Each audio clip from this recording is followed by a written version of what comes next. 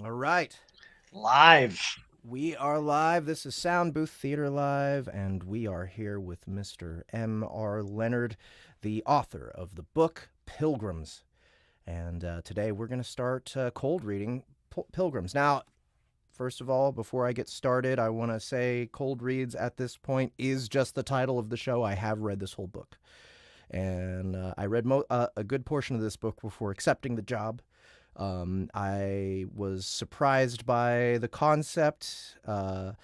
Michael was very persuasive in his emails, and I ended up digging in, taking a look, and really loving what I read. So, Michael, thank you so much for accosting me and making sure I got a hold of this book. Tell us about it. Yeah, Jeff, I'm really glad I was able to badger you into taking a look at this because I know it's not typically in your wheelhouse for the type of genre content that you make, but I could recognize your talent specifically. And I really feel like, just generally, I come from a business background and audiobooks are kind of languishing, or at least they're not being taken advantage of. And what you guys are doing at Soundbooth Theater is really the future. And so I was like, I need this guy on my side, even if the concept of Catholic aliens invading Earth is not necessarily his, right in the middle of the bell curve for what he wants. So, yeah, what else can I tell you about the book to get us started? Yeah, well, first, I guess tell us your how you decided to start writing because this is your first completed novel. Is that right? That's correct. Yeah. So I've had kind of a strange career. I thought I was going to be a lawyer, didn't do that, so I became a China consultant. So it's basically American companies that wanted Wait. to do business in China. Oh, We okay, would okay. kind of help them. For a second, But I was thinking of the plates. yeah, like the tea set that grandma gave you, like I would consult on it and appraise it like on that Antiques Roadshow. No, it was more like so I graduated college in '07, and if people were around then in '08, we had a giant financial crash. And in '09, I started working for this company, and basically the world was like, at least the opinion at the time was America's broken, but the Chinese seem to have figured it all out. So maybe I can go do business over there. Hmm. And I have no background in China. I didn't speak the language at the time, but I just had this client at the law firm who was doing. It seemed like Indiana Jones type adventures, like in uh, the the savannah of Mongolia, the steppe, just like trying to build highways and things like that. And I'm just like, I don't know what I'm doing, but I want to do that. So I rolled around China for about 9 years, and then I went to business school at MIT. And while I was there, I did a startup, and it was actually going really great until the bug. I don't know if we're allowed to say it. The big C um, took over in 2020. And so that kind of spelled the end of the startup I was doing. But I'd had some successes, and I had a lifelong dream of writing. And one of my mentors said to me, you know, if you can't find time to write that book that's been bugging you for a long time during a pandemic, then you're just never going to write it. You're all talk. So Yeah. I called his bluff for better or worse. And here we are. This was a thought that I actually first came to me, I think, as a little boy in Sunday school, like a long time ago. I used to love watching Unsolved Mysteries and all that stuff on the Discovery Channel before it was just pure reality TV. And I remember thinking, like, I don't understand the aliens who are clearly here and have been here for a while. Why don't they just tell us what happened in the year 33 AD or 0 AD or whatever? I Right. mean, I was thinking as a child, then we can, as a society, we'll have nothing to argue about anymore. So that was my childlike interpretation of it. But fast forward about 3 decades and a lot of hard living. And I thought about that thought one more time. And I'm like, oh no, I don't know that that would go well. I don't think that would go well at all. In fact, I think that would be really interesting to explore and to take it straight on, like from a certain perspective. So, anyways, that's how the book came to pass, and that's how I wound up talking to you, Jeff. Because, like I said, audio is the future, and I think you're at the vanguard of it. So, Well, here it is. Here is the hardcover version of the book. It looks really nice. Let's see. Oh, I didn't look under the jacket. Oh, okay. yeah, case It's laminate. case So you laminate. can Okay. rip that off and not lose the beautiful art on the Gotcha. cover. It's actually quite well formatted. You've got this very professionally done. Another thing that I really loved about this book was just how well edited. and professionally put together it is. So you had a bit of help with that, right? Yeah. So, it's my first novel, and I learned from my consulting career. I watched a lot of people go to China who had no experience there and try to make it work. And I just would often think, like major corporations like Home Depot lost hundreds of millions of dollars going just going to China and hoping it all worked out. I was like, if they were just willing to pay me some of that $300 million that they lost, like just a fraction of it, I could have steered them away from a lot of pitfalls. And so I'm kind of open to paying for help. So I was able to get a great editorial team. Um, from developmental copy, you learn when you're a writer, you actually need more than one editor to really bring it along. And I got great design work to help with both the interior formatting, because I figured if I'm going to put it out there, I want to do it right. Another reason I reached out to you, Jeff, because the book will be coming out November 15th. It's not on pre-sale on Amazon yet. It will be shortly, but it we're going to have it in all three formats. We're going to have, or four, I guess: paperback, hardcover, ebook, and audio, if the schedule holds. Not to put any pressure on you, Yeah, but yeah. Well, it we're getting started a little bit late, but I think we're still going to be able to reach that. I think we're still going to be able to hit that. I don't know about pre-order, but we should be able to hit the release on that date, November I love 15th. it. And so I have so many friends too, who are so like, they want to support me, but they're like, I haven't read a book in like 10 years. So I need that audiobook or I'm just never going to hear your story. So I think there's a lot of people like that out there. So I'm really excited. So yeah, I wanted to do this right. And the readers can judge how well a job I did in terms of the editing and the story. It was enough to convince Jeff, if that's any solace for any, Yeah, yeah. curious Uh, people out there. I was very pleasantly surprised by how well put together and how professional the production of the book is. Not just the hardback, but like the PDF. Just reading it, I don't know that I found a single typo.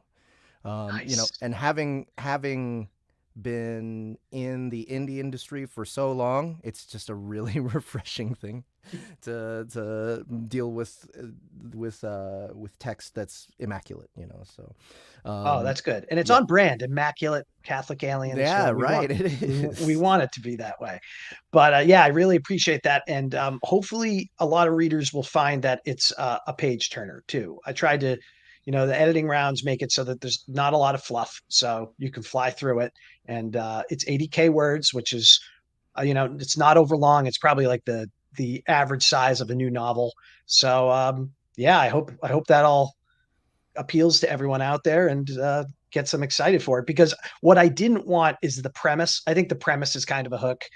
Two words: Catholic aliens. It gets your attention. Like, what? Yep. Huh? How did that happen? But I didn't want to coast on the premise. Like, Right. you Yeah. got to have a story there. And so I worked hard to make sure there is one. Yeah, that is the fear that I think we all have as readers is we'll see someone give us an explosive, crazy concept idea and we're like, "Oh, that sounds great." And then like you said, they coast on it, right? They don't Yeah. there's no substance to go with it. They don't put much thought into execution. They just kind of throw that concept out there and hope that it's Yep. enough. And often that's a disappointing prospect. As well as it sells books, as well as it Yeah. sells books, I like am the it doesn't. businessman in the back of my mind. I wanted Yeah, something pitchable, but yeah, yeah, I really wanted to take seriously a story. We remember story. So, an orphan who goes to a school for wizards. I mean, we know what book that is and how yeah, well it's sold, but you could easily screw up that premise. It's a cool yeah, premise, but it doesn't have to be a good book. And it's when you marry the two that you have a chance. So, yeah, anyways, here we go. yeah. Pacing, the plot, the characters, everything in this book is set up well and pays off. So I'm really looking forward to getting this started. So let's see. One thing that I may have to revisit while we go back and forth. It depends. I think maybe even in this prologue here we do we have some Latin here in the prologue? I don't know in the prologue. It's so funny, and I know I'm not the only author who can forget what Oh, yeah. certain parts are in their books, but I'm pretty sure the prologue doesn't have it. And if it does, it has very little. Yeah, there's the prologue that we'll start off with. It's a very short one though. And then we'll meet our main character, Austin. So let's go ahead and start off with that. And Bill Underbridge asks, is this a thriller? Would you call it a thriller? I've had readers refer to it as a thriller. I wasn't initially going to market it as such, but some of my advanced reader reviews have said this is like one of the best thrillers I've read in a while. So yeah, Yeah. I think it qualifies. It's pretty much high concept speculative fiction. That's more or less my general categorization, and it is a retelling. I don't know if many people have read this book. You don't need to have read it to appreciate the novel itself, but there's a famous work of literature called St. Augustine Confessions, written around the year 400 AD. Like 1,000 years ago, if you were in school or a literate person, this would have been like reading your Shakespeare. Like everyone would have had to read this book, such that there's a pair scene in the Confessions that might as well be as famous as Romeo and Juliet on the balcony. Like even people who've never read Romeo and Juliet know about that balcony scene. It's so imprinted on the social consciousness. So this is a retelling of that loosely. Austin, DeSantis, Saint Augustine sort of thing, but you don't have to know that to read it. And so I've had very few reviewers notice that in it. But yeah, I'd say it's a thriller. It's got that. A lot of my readers have said that to me. Sci-fi thriller. Sci-fi thriller. Yeah, Yeah. there we go. It's a classic first contact alien invasion. So it's, Yeah. it's got aliens. Right. Okay. And as we'll see from the prologue, there are stakes. So, There certainly are. So be prepared. I don't know if you like what you say about that, but unfortunately, this isn't all gumdrops and fairy tales. Okay, so that should be this one. All right, so I'm just setting up my recording environment here. And whoops. That's no good. That's not how it's supposed to go.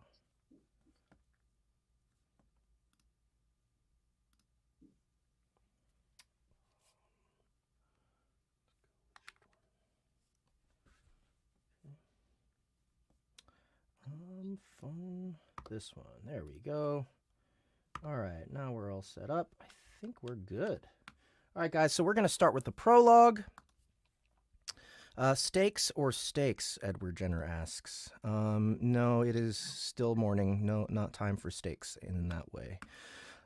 So, yeah, we're starting off with the prologue, which it feels like a true prologue where it's like,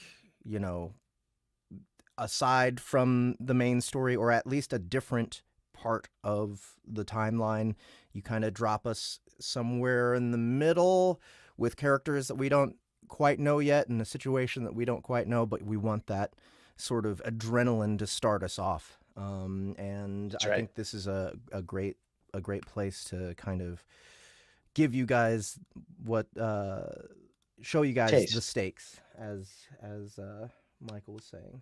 And one other thing, especially with sci-fi, people wonder how many POVs. Other than this prologue, there's a single POV of the protagonist for the rest of the book.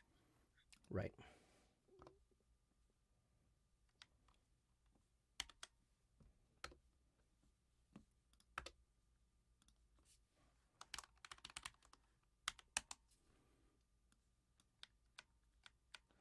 Okay.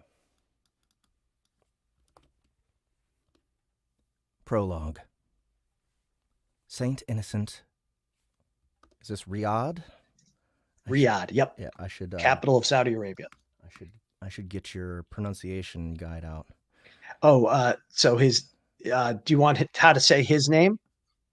Yeah. Monsignor Innocenti. Innocenti. Okay. Yeah, the C in Italian's a CH. Gotcha. Saint Innocent of Riyadh.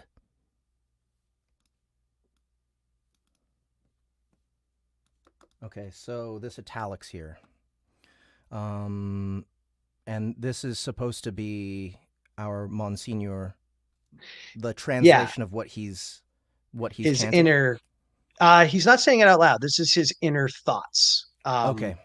This is kind of, just to give some background, might as well. If you're going to buy a book about Catholic aliens, I wanted it to be very, you open to the first page and it's very smells and bells Catholic with aliens involved. And so I gave his inner life in a very ostentatious way. A lot of the language is pulled from Augustine's Confessions. So that's why it kind of has that old-timey sound to it. But anyways, it'll make more sense when you read it. But that's technically the Monsignor's inner thoughts to himself. Okay.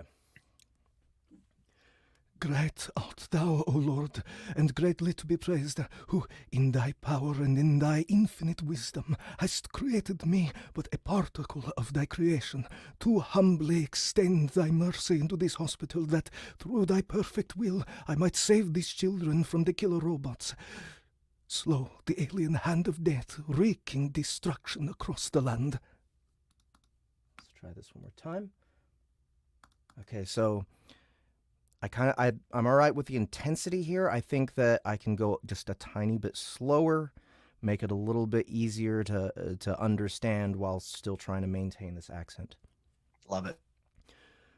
Great art thou, O Lord, and greatly to be praised, who in thy power and in thy infinite wisdom hast created me, but a particle of thy creation, to humbly extend thy mercy into this hospital, that through thy perfect will I might save these children from the killer robots, slow the alien hand of death, wreaking destruction across the land.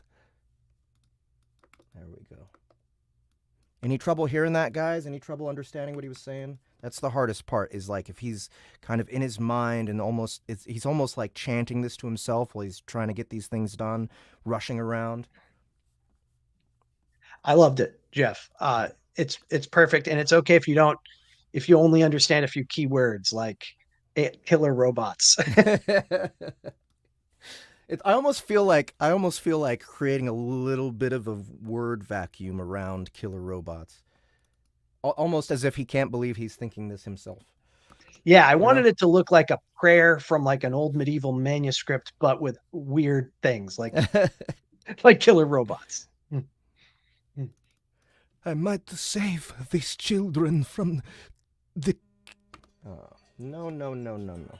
That's not acceptable. Get out of here. Always with this. All right. I might save these children from the killer robots, slow the alien hand of death, wreaking destruction across the land. No, I don't think so. I think keeping it straight. Yeah. Go with your gut. Yeah, there we go. Let's keep it that way. All right. Across the land. The lights flickered as the hospital backup generator began to give way. Jumping over dead bodies, Monsignor Innocenti raced down the hallway to the hospital nursery, the infant squirming in his right arm. Let's try that again. Jumping over dead bodies, Monsignor Innocenti raced down the hallway to the hospital nursery, the infant squirming in his right arm. A lone doctor stood inside the nursery, a group of school-aged children trembling behind him, the first survivors the Monsignor had seen in far too long. Between him and the innocents was a killer machine, its spider-like body arched back. I don't know why, but the word arc and arch, when I encounter those when I'm narrating, for some reason they always trip my brain up. I always want to pronounce the opposite one that I'm seeing. It's weird. And we writers love that verb. Or arched. Yeah.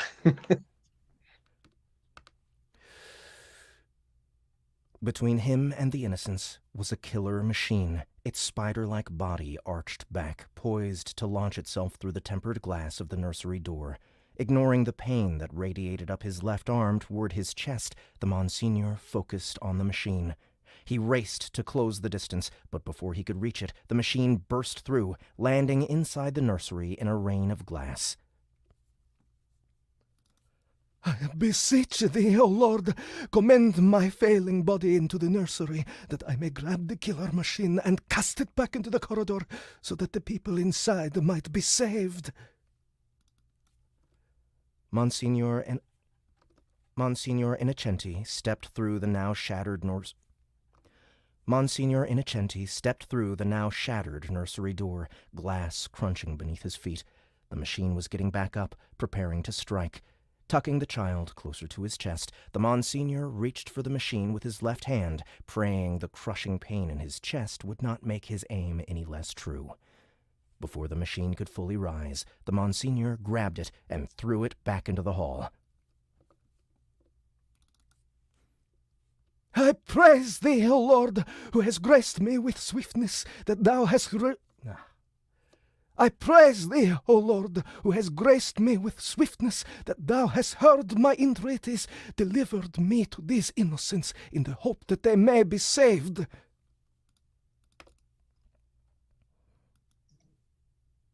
Right.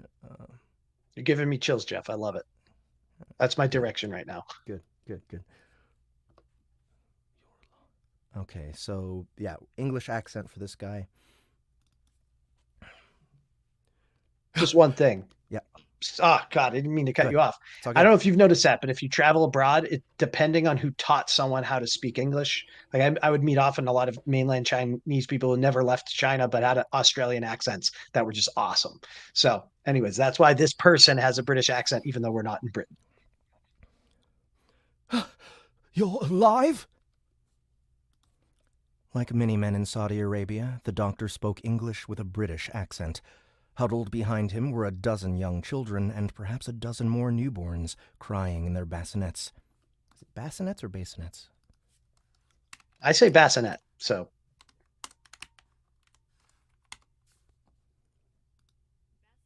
You're right. And is that how I pronounce it? Yep, okay, good.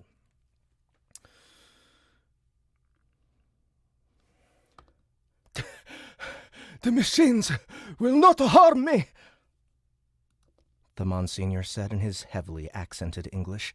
Grabbing fresh linens from an empty bassinet, he threw them onto the ground at the foot of the nursery door. Because you're a priest? Because you're a priest? The doctor asked, his eyes focused on the Monsignor's Roman collar. Monsignor. The doctor asked, his eyes focused on the Monsignor's Roman collar. See. Monsignor Innocenti placed the infant on top of the sheets, arcs of pain shooting down his left arm from his chest. O Lord, who in thy providence had me find this child along the road to administer thy sacramental mercy unto him, if I may beseech thee further, let the child be as a holy wall, let him keep the wicked machines at bay outside the nursery until I can administer thy salvation to the souls whom thou hast spared in this room. What are you doing? The doctor asked. Those things will be back in here any second. They'll kill the baby. The child will protect us. Leaving the infant, the Monsignor limped to a sink on the far wall and turned on the tap, letting the water run until it was cool and clear. Protect us! The doctor held out his arms as the children quivered behind him. How? How?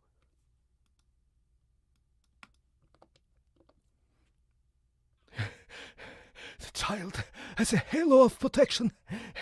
The machines will not bring him harm, nor will they dare cross the threshold he lies at. One more time. The child has a halo of protection. The machines will not bring him harm, nor will they dare cross the threshold he lies at. The doctor tilted his head, no understanding on his face. I can save the other children. The Monsignor pressed. Make it so the machines will not hurt them either. The doctor looked at him skeptically, seemingly unwilling to trust the priest, but his gaze was broken by a child's shriek.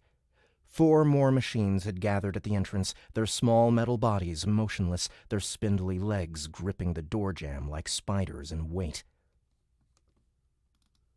O Lord, who created earth and stone through the all-loving dominion, turn these machines to stone now. Keep them still, if only for a few minutes, that I may deliver thy mercy.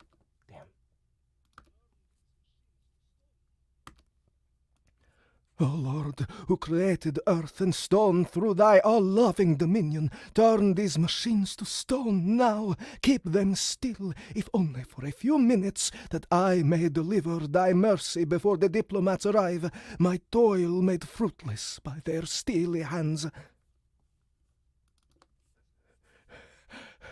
Now, bring the bambini to me, the Monsignor said, gesturing at the bassinets.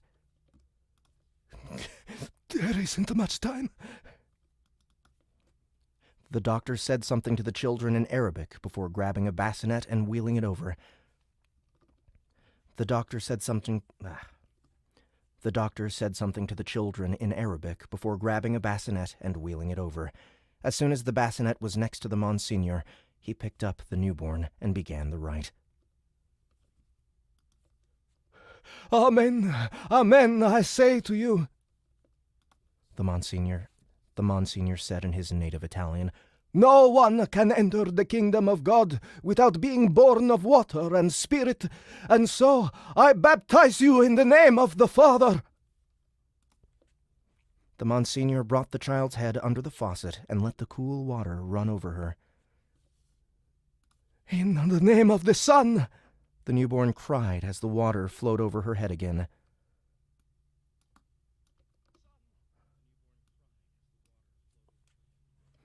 No. Where'd it go? And in the name of the Holy Spirit. He put the newborn's head under the water for a third and final time.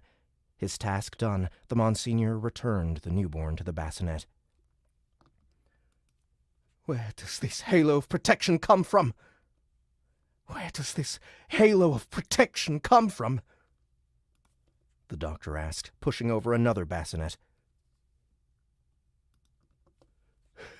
The child is Christian. The Monsignor picked up the new infant, a baby boy, and lowered the child's head toward the running water. But the child is Saudi, no? O Lord, thou art true, and being truth, I conform myself to thee, so that even now, even in this darkest moment, I shall not lie, poison thy creation with the falsehoods of the enemy. See, the Monsignor admitted. The doctor's eyes grew wide. You're baptizing them? Grabbing the Monsignor, he pulled him away from the sink. It's the only way to save the children!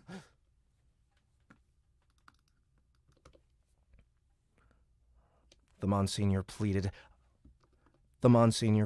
unable to lean forward and get the child's head under the water. Okay, good. Just making sure that sounded like a plead.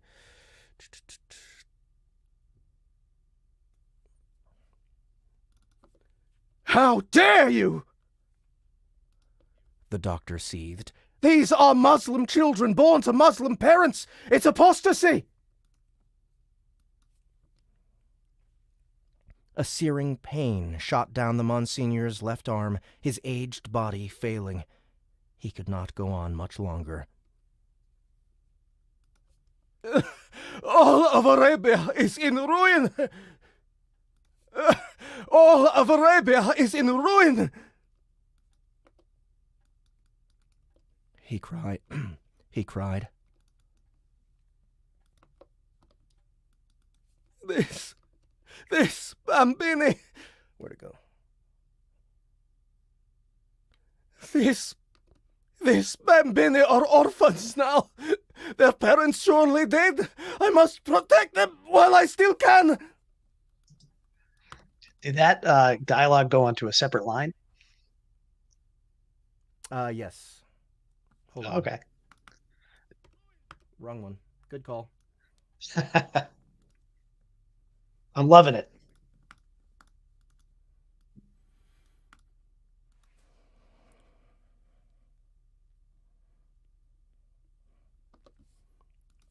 No! The doctor pulled with renewed strength. I won't let you!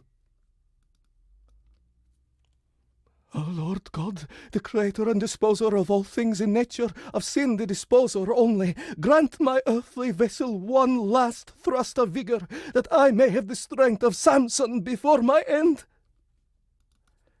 Monsignor Innocenti dug deep, summoning all his power. Somehow countering the might of the much younger man, he stretched himself forward and dipped the child's head under the running water. I baptize you in the name of the Father! Stop! The doctor yelled, redoubling his strength and pulling the Monsignor away from the sink. O Lord, even before a word is on my tongue, thou knowest it. Thou knowest that I am terrified, tormented by the slaughter of those innocents. Thou knowest that I am terrified, tormented by the slaughter of these innocents, but I would die 1,000 deaths, undergo any trial that just one more child might live. So I beg thee, intercede for me now, do for me what I, thy lonely servant, cannot. Lowly, as opposed to lonely. Did I say lonely? Yeah.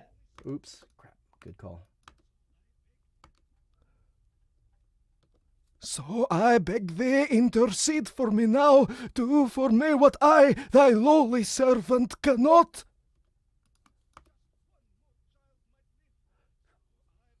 Good. Got it right.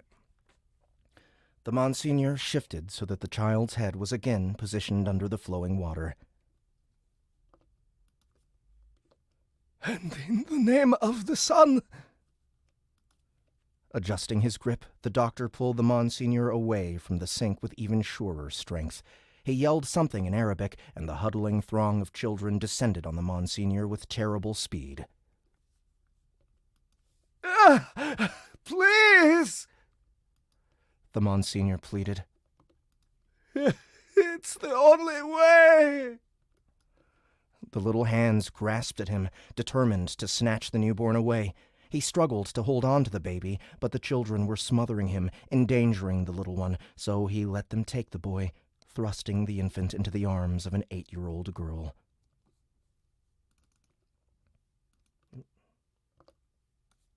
We don't have much time. The diplomats will be here soon. The doctor continued to restrain the Monsignor like he was a robber in the night. My God, please show me a way to save these children. I beg thee. A child let out a scream. The Monsignor and the doctor turned in unison. Looming in the doorway was a diplomat, its metal body gleaming, its crimson head drenching the nursery in a deathly glow. The Monsignor gasped.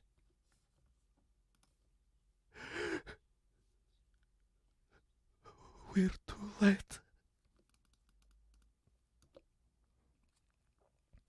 Moving its robotic torso through the shattered doorway, the diplomat picked up the infant wriggling at the threshold and cradled it with the gentleness of a mother.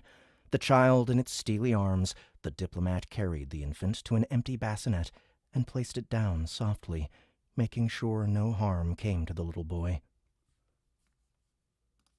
O Lord, in thy mercy, keep those infernal machines still.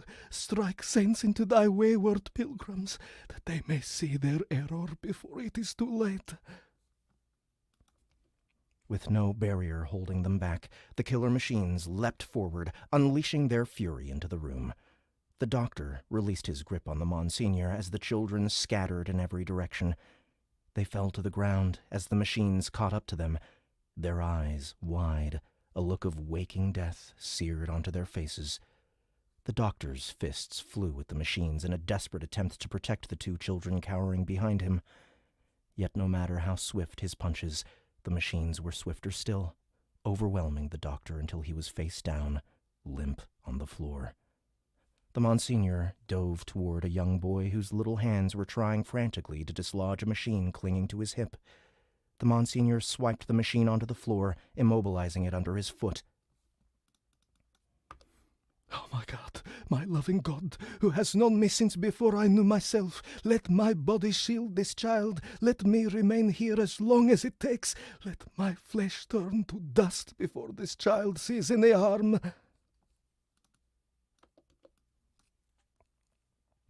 Wrapping the little boy in his arms, the Monsignor checked the child's back to ensure there were no machines lurking there. But as he beheld the child's face, the boy's eyes grew wide, and his body went limp. A little machine scurried away from his ankle. Its work done. Monsignor Innocenti laid the child down, the nursery his final resting place, and surveyed the room. The 8-year-old girl was still breathing, the newborn alive in her arms. Kneeling at the feet of the motionless diplomat, she sobbed, rocking back and forth. Monsignor Innocenti rushed toward her, but he wasn't fast enough. A small machine leapt up to her neck before he could stop it. She fell backward, her lifeless gaze fixed on the security camera above. The infant twisted in the girl's dead arms.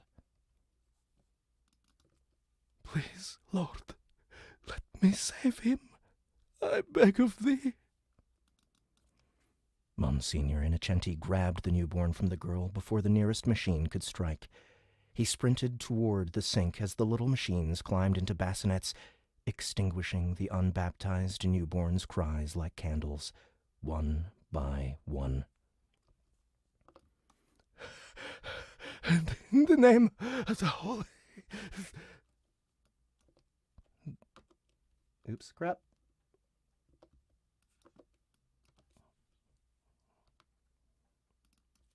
The Monsignor said as he thrust the child's head underneath the flowing water, one word away from salvation. Before he could say the final word, the child went limp, its little eyes wide open, its tiny body still. A glint of metal flashed in the corner of the Monsignor's eye, skittering away across the floor. Hand clutching his chest, the Monsignor fell to his knees with a cry, still cradling the deceased child with his other arm. My God, why hast thou forsaken me? The Monsignor slumped over, his consciousness fading, his fragile heart finally giving out. As the cries of the 2 surviving infants filled the Monsignor's ears, the diplomat approached him. Kneeling beside him, it made the sign of the cross with its steely hand and began to pray, its deep bass voice echoing throughout the room. It was the last thing the Monsignor would ever hear. All right.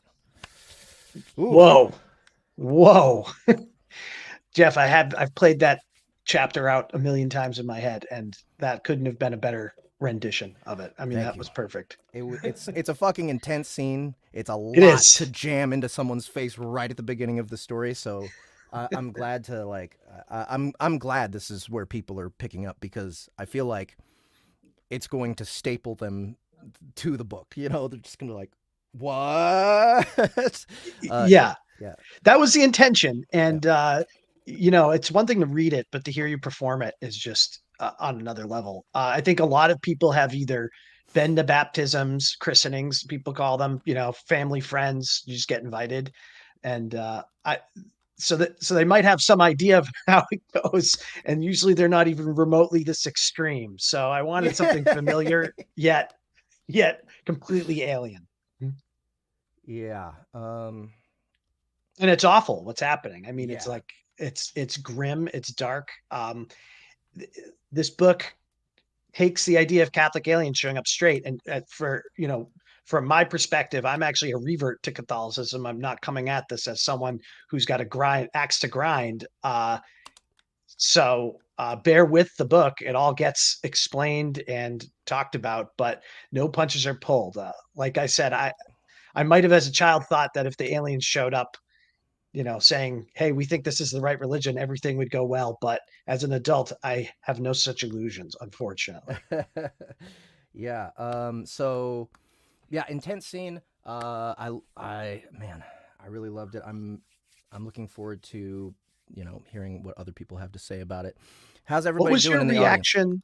I was going to say, what was your reaction when you finally did open the emails I sent you and you're like, okay, who is this guy? And you read that. What was your first reaction when you first read that scene? Um, when I first read that scene, I was like, it was I think what I expected from the get go was some kind of comedy. Okay. Yeah. And so so that blasted me right in the face, right? Like there wasn't anything funny about the entire No. prologue. I mean, No. maybe the absurdity of like a priest in Saudi Arabia trying to baptize children as quickly Yeah. as he can is a little bit weird, but the reaction and the doctor being there to react against it and kind of be confused with me was a big help. And just I don't know, it convinced me, wait a minute, this is not what you think. That's Yeah. Because the premise does kind of lend itself to like, oh, is this a joke? And I did kind of want to set the tone that nope, this is a serious yeah. well, as serious as it can be. We're going to play it straight. We're going to really just imagine this. That we're going to speculate this high concept and really think it through, and Yeah. warts and all. Right. Okay, so now we're done with the prologue. We're about to meet the main character, Mr. Austin DeSantis. And let's see. All right, it looks like yeah, we're dropping in.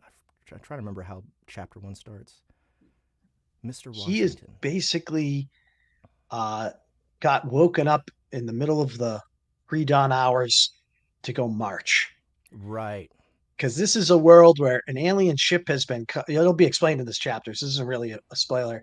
An alien ship's been approaching Earth, and Earth hasn't had any communication. So, what people can come up with their own imagination on how the planet would react to an alien vessel going to arrive in 5 years, and you don't know if they're friendly or hostile or inert. Like there's just got no information. So it's like it's our world. It's set in the near future. It's like imagine our existence, but with this one fact change, and we see kind of how the society has kind of warped a little as this Yeah. kind of terror has hung over them.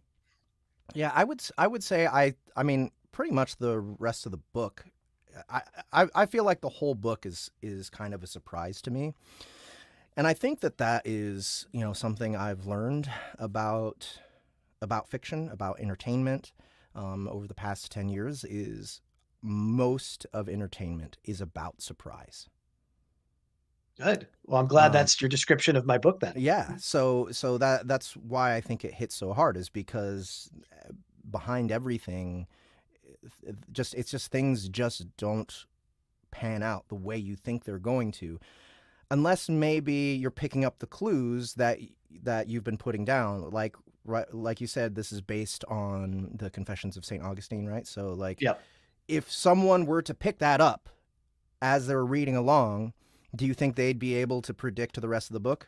No, No. because when I say loosely inspired, you're going maybe like some of the major themes, sure, but you wouldn't be able to read that book and see a parallel for uh, the world that kind of gets drawn up. So, in fact, I think of that reference. First of all, it gave me structure as a writer. It helped me locate what I wanted the arc of my protagonist to be. So that Uh-huh. was probably the most critical element. If you're an astute enough reader who's familiar with the Confessions, you'll see the Easter eggs, and I hope you get joy of it. And if you're unfamiliar, I don't think it'll take anything away from the story. So that's kind of the middle I wanted to have it in. But no, I think I'm happy you say you think it's surprising because I forget the quote. We could look it up, but someone said, "Great sci-fi is not imagining the automobile; it's imagining the traffic jam."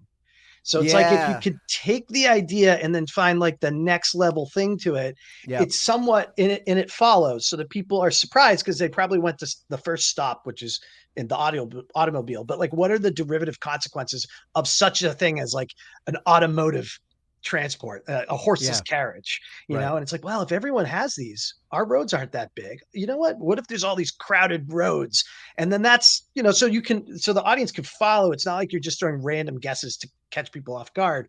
But if it's like the next thing, the derivative things, you can sometimes get the reaction of surprise. And that's what I hope to do in the book. Yeah. Well, let's see how it goes for everybody. All right, we're going to make it through chapter 1 here. All right. Part 1. Chapter 1. 56 hours until arrival. In 2 days, Austin would be dead, along with everyone else, including Aurelia. But he still had one last chance to be with her, to smell her golden hair, to kiss her perfect lips. It all came down to the phone in his pocket, the phone he wasn't allowed to be carrying, the one he was caressing as he marched through the night in a drunken haze. Mr. Washington shot him a concerned look. All right. Mr. Washington, do we have a description for him here? Sergeant? An elderly, he was inspired by my uncle, whose surname was Washington. Okay. So he's an older kind of black man. Okay. All right. You all right, Austin? Yes, I'm fine, he managed to reply, the cheap hooch he'd plied himself with threatening to come back up. Well, let me make sure I sounded drunk enough there. Yeah, okay. All right. Mr. Washington nodded, but the look of unease remained on his mahogany face.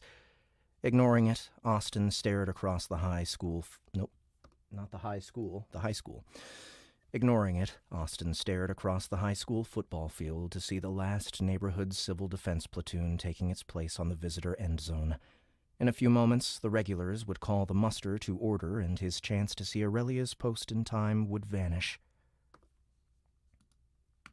Let's try that one more time. In a few moments, the regulars would call the muster to order, and his chance to see Aurelia's post in time would vanish.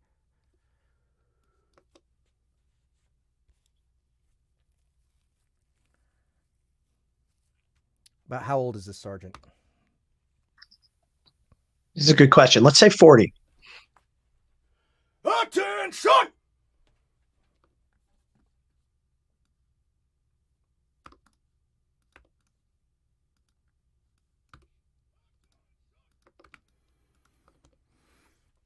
The sergeant stalked along the first row of men.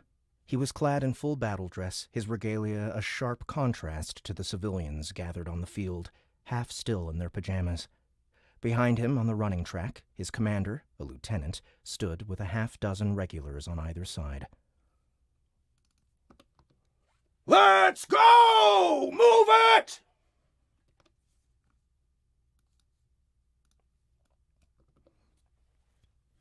The sergeant yelled. Austin peeked at his phone as the formation came to order. Still nothing. The Pentagon estimates the aliens will enter Earth's atmosphere this Friday around noon Eastern Time. The lieutenant stated with a firmness that contrasted. Oh, the lieutenant said. Yeah, different character. Yep. I was wondering. Yeah, the lieutenant is, say, a woman in her early 30s. All right. So I'm going to mark this for Annie. All right.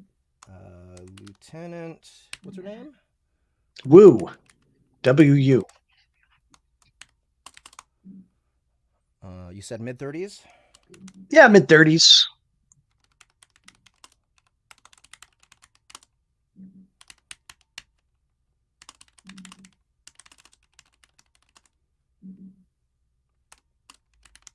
As far as accents go, this is taking place, we'll learn, in like the mid-Atlantic, like Virginia. So kind of like a neutral accent. She's just American. I don't think she has a regional dialect of any kind.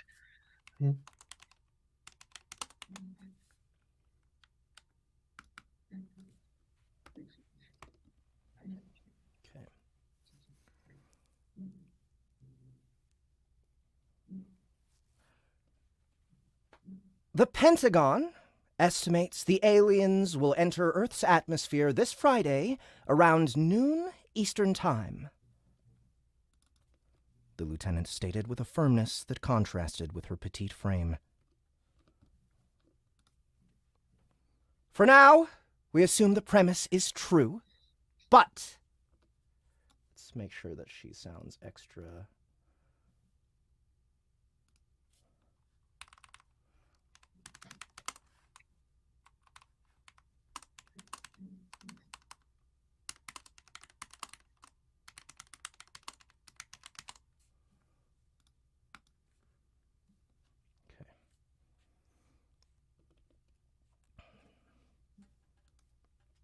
She cut off as a black Humvee rolled onto the track. 2 figures exited the Humvee. From their steel-toed boots to their tactical helmets, they were clad in black, the only hint of color being the remorseless eyes that peeked out from their balaclavas. The black shirts were here. But Jeff, can we hit the black shirts are here in a slightly different way? I don't know if you want to take them out of but it's kind of like a shock to my protagonist whose perspective is in. Okay, got it.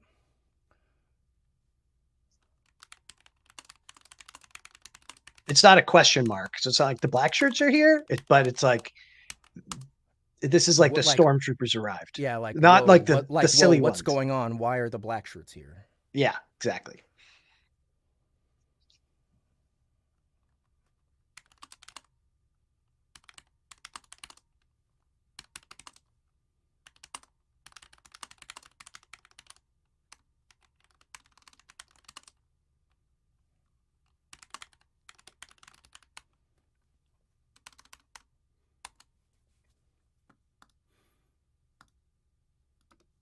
Oops, crap. No. Don't know how that happened. All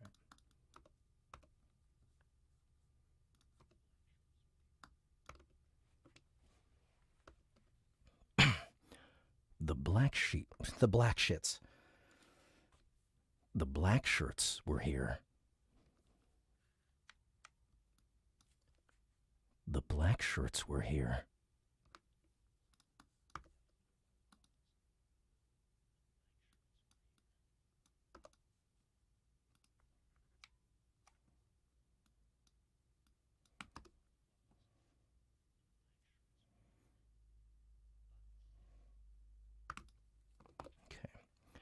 The lieutenant continued, her voice betraying a slight quiver.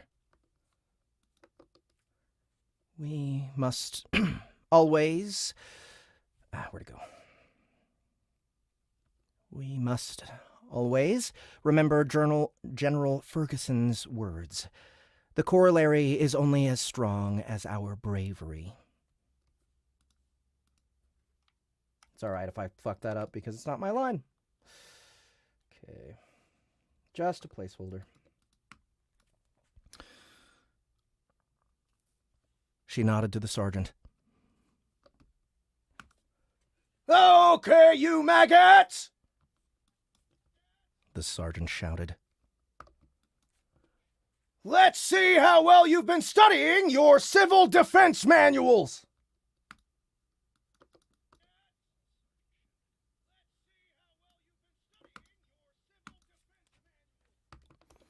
Planting his feet in front of a middle-aged man on the 10-yard line, he said,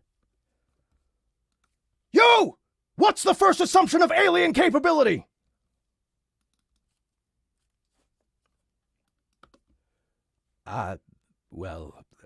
It's that, Okay.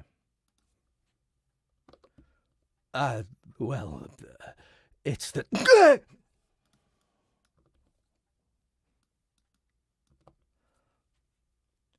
The sound of a broken rib cage washed over the muster as the man fell at the sergeant's feet.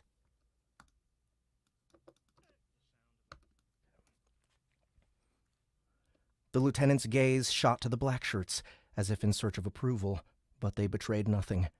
Returning her attention to the man writhing on the ground, she said, We give you those manuals for a reason, militiaman. You do well to study it closer. So the lieutenant is like acting tough here in front of the black shirts, right? But really, she personally sees that this as disproportional. Is that right? I think it's a mixture of both. I think it's like, imagine you had a teacher that's pretty strict, but then the principal comes in and sits in the class. And if she was like a 5 out of 10 on strictness, she's hitting at 10 that Okay. entire time. So like the world they live in, the authority figures aren't the best. And so Right. even if they weren't there, yeah, maybe she just would have yelled at that guy as opposed instead of to breaking his ribs. yeah, instead of having her pit bull of a sergeant, mete out justice.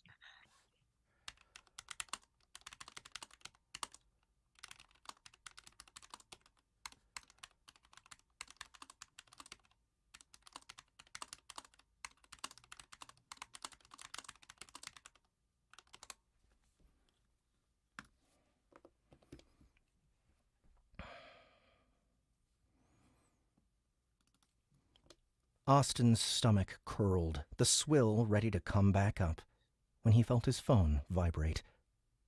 Aurelia. You!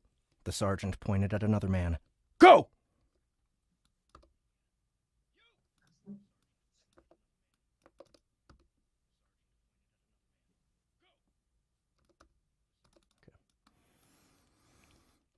Austin wondered whether the black shirts could see his hand from where he stood in the second row. They could. Easily. But in 2 minutes, her post would disappear, and the password it contained would be gone forever. This was his only chance for a bit of happiness before the end. This is what he'd risked bringing his phone for.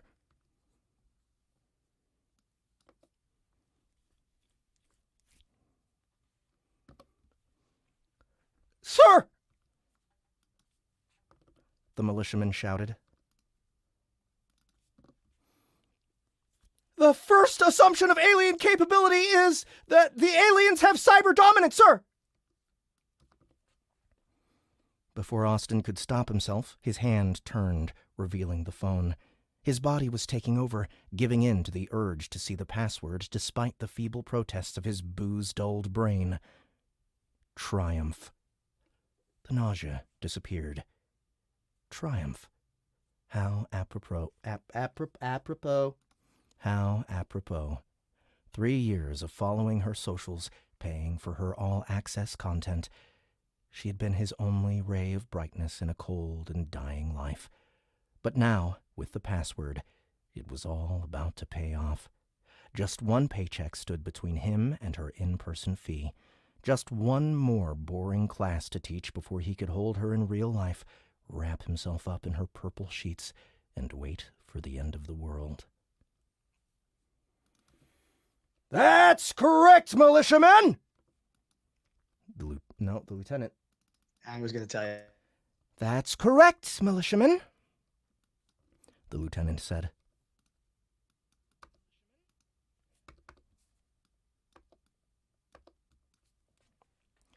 All things, digital or electronic, are to be considered intelligence liabilities or attack vectors. That's why military formations have to be able to operate low-tech. Take the aliens' advantage away. Austin covered the phone with his palm, wondering if he'd been noticed. The regulars and the black shirts were all focused on the lieutenant. Austin's gamble had paid off. It's not enough to simply know the first assumption of alien capability. You have to follow it. The lieutenant gave the sergeant a nod. Tech check! First row, arms out!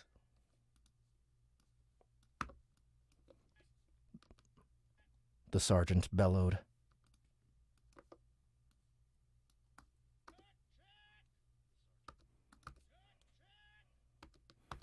Tech check! That's better.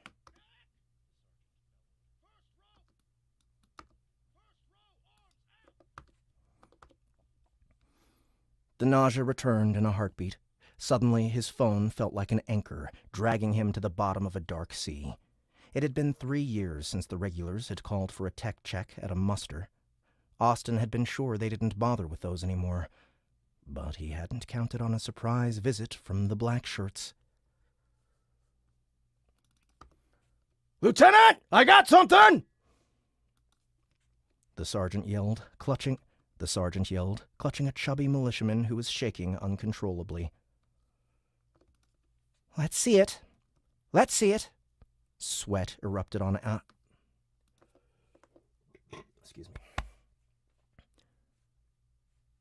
Sweat erupted on Austin's brow as the chubby militiaman pulled up his shirt, revealing a small plastic rectangle on his abdomen.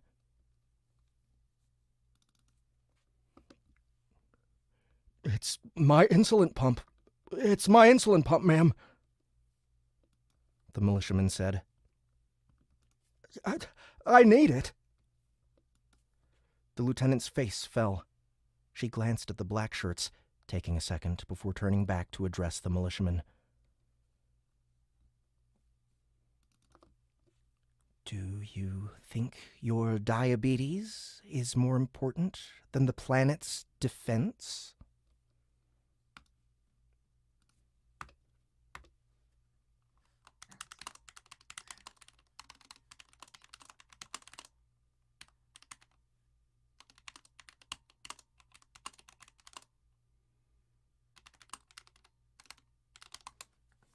That's some sort of question, isn't it? Yeah.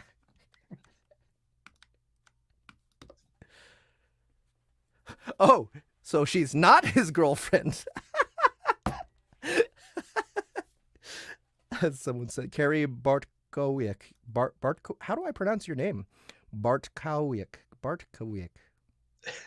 Can't do it. Bartkowiak?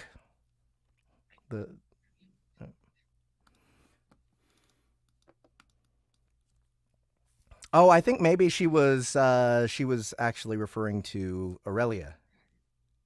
Yeah. Well, that would make more sense. Yeah. Neither are his girlfriend. Neither one. Aurelia's kind of like, he's like, it's a very modern type of relationship. Very much. Bartkowiak. There we go. I got it right. All right.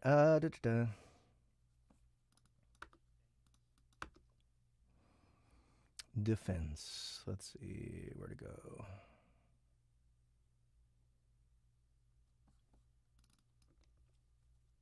The chubby man's mouth quivered.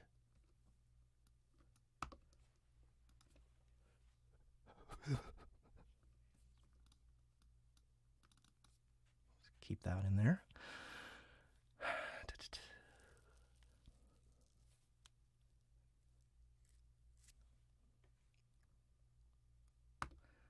Some time in the stockade will help you sort out your priorities. Take him in. The man sobbed as two regulars dragged him off the field.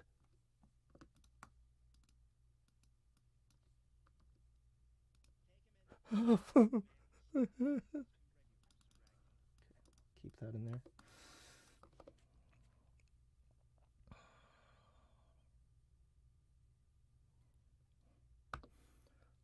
First row, fall out. Next row, arms up. The sergeant barked.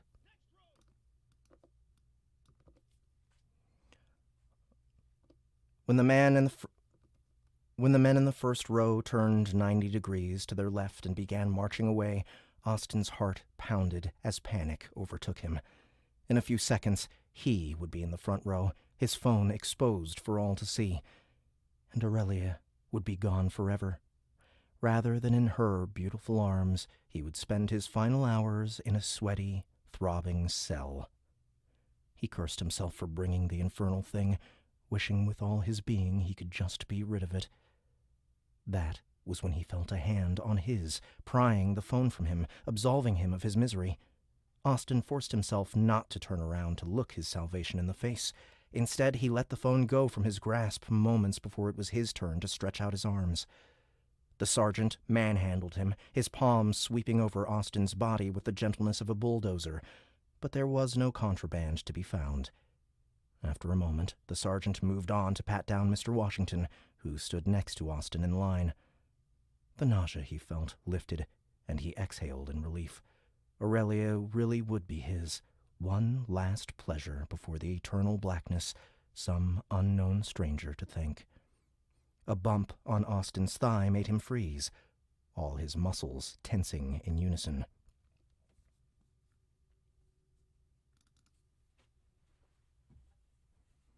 Oh my God, this is so heartbreaking.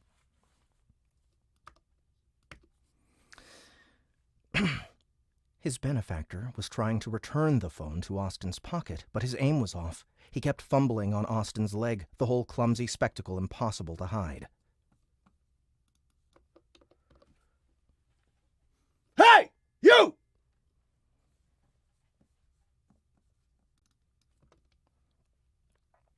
The sergeant raced toward Austin, his face twisted in fury. Austin tensed, preparing for the worst, but to his surprise, the sergeant charged past him and grabbed the man behind him. As the sergeant dragged the man forward, Austin saw his savior for the first time. He was old, probably in his early 70s, with a thick head of shock white hair and a mustache to match. Ma'am! The sergeant said, shoving the old man in front of the lieutenant. This man was trying to hide his phone in the pocket of a militiaman I'd already searched. Though the old man stood a head taller than the lieutenant, he seemed to shrink under her scrutinizing gaze. Please, ma'am, the old man stammered. I'm forgetful in my old age. When I realized I had the phone on me, I got scared. I didn't mean to do it. Please have mercy. Christopher Walken, old man. I kind of maybe.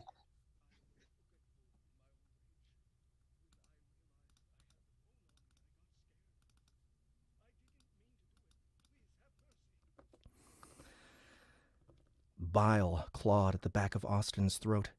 This kind old man had saved him, and even now he was lying to protect him. The lieutenant stole a quick glance at the black shirts. They loomed ominously by their Humvee, their narrow eyes hunting for disobedience. Forgive you?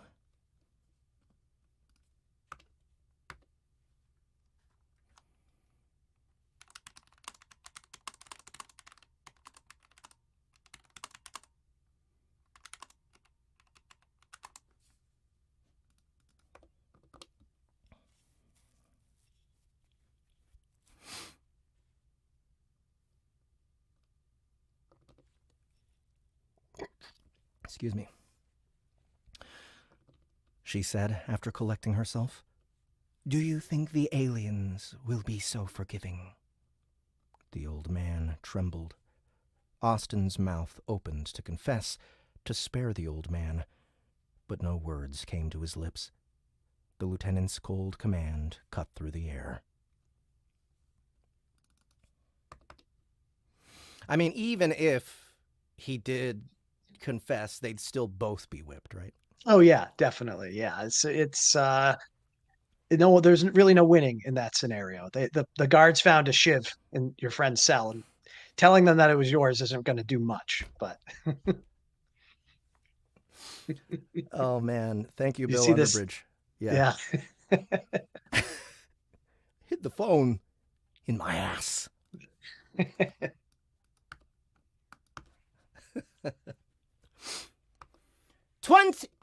20 lashes. Sergeant, get my whip, she declared. A pain shot through Austin's heart as the regulars forced the old man to his knees and ripped off his shirt. The man's back was spotted and pale, so pallid it nearly glowed in the pre-dawn murk. Without ceremony, the lieutenant got behind the old man and took the whip from the sergeant's hand. Her gaze once again went to the black shirts, their heartless eyes still and unmoving, before she turned back to the kind old man. 1!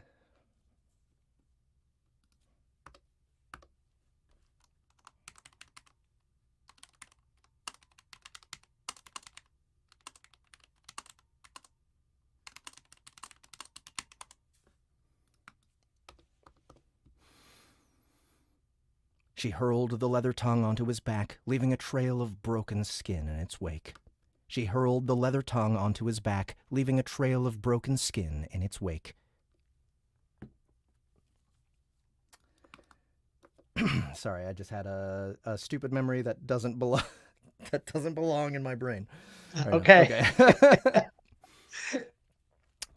The night echoed with the old man's scream. The night echoed with the old man's scream. 2! Austin's stomach squeezed, the booze threatening to make itself known.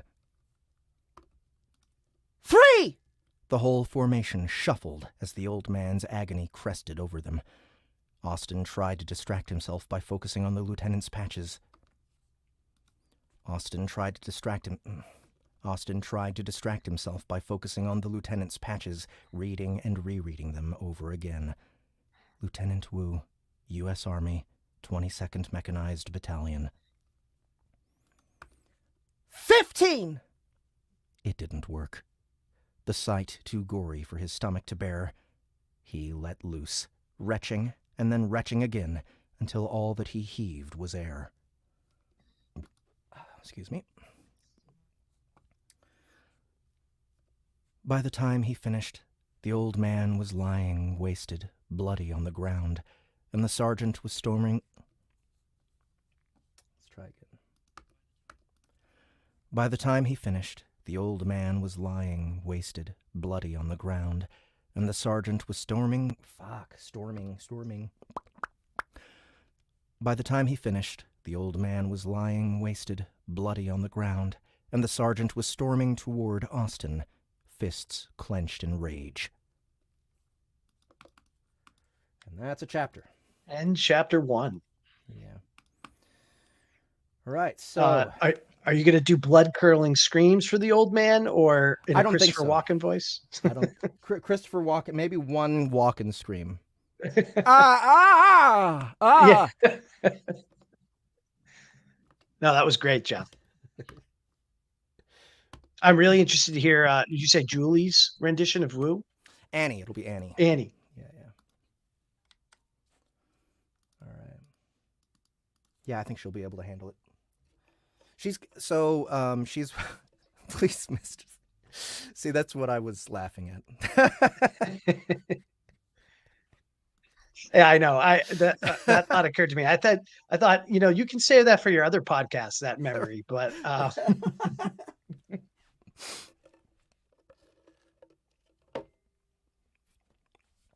okay, so it's funny how these things come out when you read it out loud, and then that never really occurred to me when I was writing it. Okay, let's see here. All right, we're on. This will be interesting because you get to voice some high schoolers. So okay, like that's not that I have much insight as to how kids sound nowadays, but they sound like jerks. Yeah, that's more or less what I was going for. Kids today, am I right? Yeah.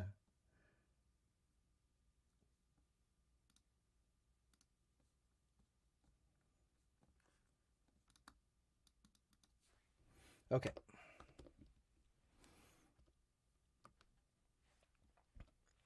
Chapter 2. 53 hours until arrival. Jeff speaks fluent. Okay, I don't know what this means. Skibbity toilet. Skibbity toilet. Do you know what this is, Mike? I'm not pretending when I say I have no idea, but I believe it. You're a pretty talented guy. I think you can speak all the languages. Maybe. I have to be taught them first, or maybe I need to hear them first. Skibbity toilet. What the fuck? I bet it's something really. It sounds dirty. If I had to guess, that's where my money is. Yeah. She stood in the doorway. She stood in the doorway like a wraith, her nearly translucent skin complementing the pale blue of her nightgown, the garment so threadbare it looked as though it were made of tissue paper. His mother stood a foot shorter than him, her thinning hair at eye level, the gray roots climbing out of her skull like a creeping obsolescence. To a stranger, she might have looked like a nut job, but she was just poor, the money for luxuries like hair dye and new nightgowns having long since run out.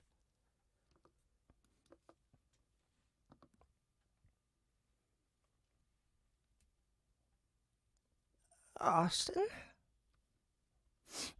Austin? She scrunched up her face.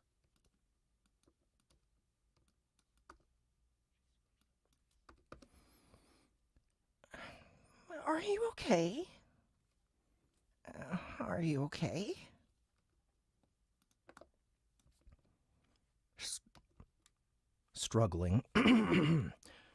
Struggling to close the front door to the apartment with his unresponsive arms, he said, "What time is it?"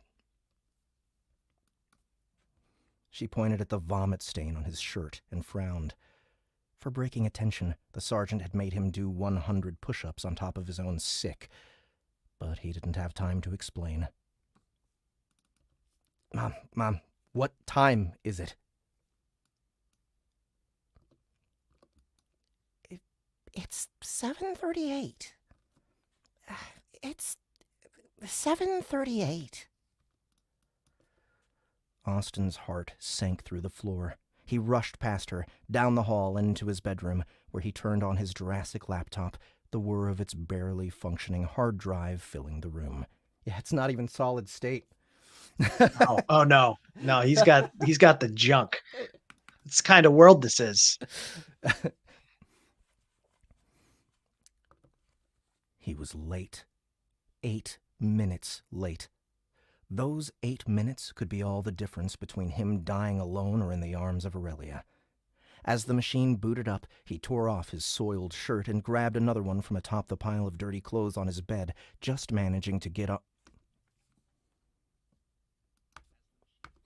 As the machine booted up, he tore off his soiled shirt and grabbed another one from atop the pile of dirty clothes on his bed, just managing to get it on before the video conference loaded.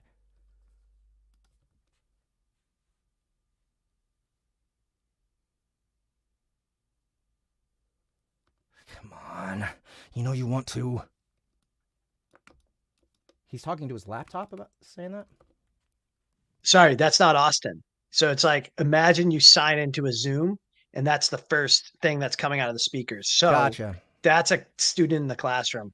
And as you'll be able to tell from the dialogue, he's kind of badgering a young lass into doing what he wants. Yeah, okay. Gotcha. Coming to a party. Phone, this should be shit phone. I forget the character's name. There's a few kids who speak in the class.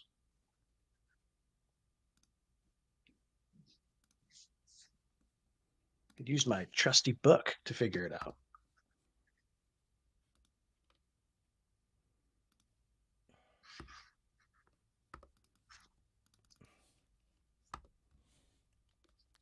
Come on. You know you want to.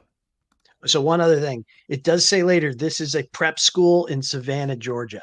So Okay. think wealthy Southern children, if that helps.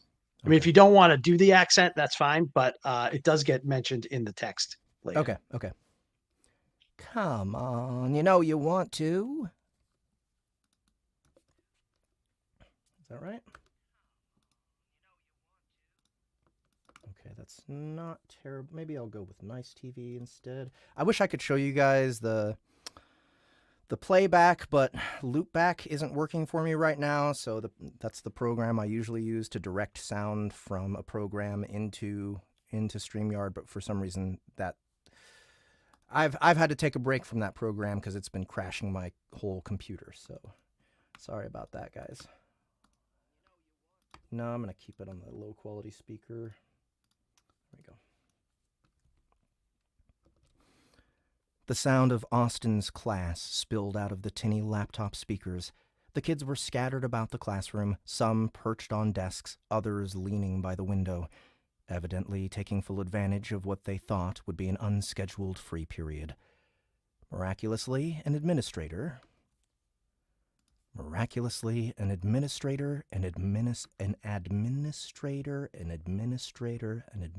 That's, I don't know why that's a hard word for me to say. Miraculously, an administrator was nowhere to be seen. Kevin. Everyone will be there, Kevin continued, his southern drawl cutting through the chatter. He was standing next to Nicole, who was seated at her desk, trying not to let her gaze linger on Kevin's canyon-esque dimples. It might be your last chance to have some fun. Okay. Salve. First Latin. Yes. So, yeah, go ahead. yeah, so the V's in Latin tend to have a W sound. So it'll be like salve discipuli. But I do have that audio sample. I don't know if you're going to go back on the Latin. Let me go find it. I'm going to pick it up again. Let's see. Okay. This is the audio notes. Is it in this? It depends if you downloaded it. I sent it to you as a zip file on the email.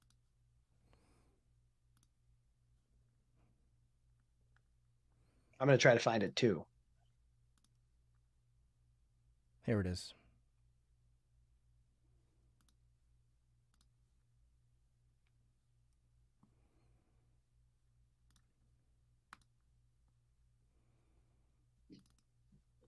He kind of adds an extra syllable.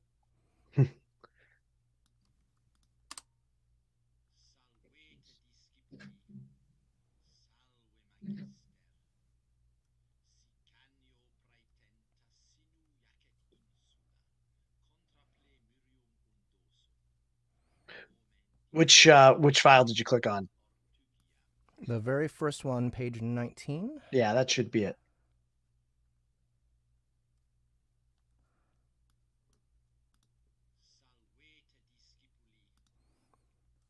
Okay, so he does add another syllable in there. And he does the next line, which is their response. So essentially what Austin is saying in Latin is, hello, students. And they're saying back, hello, teacher.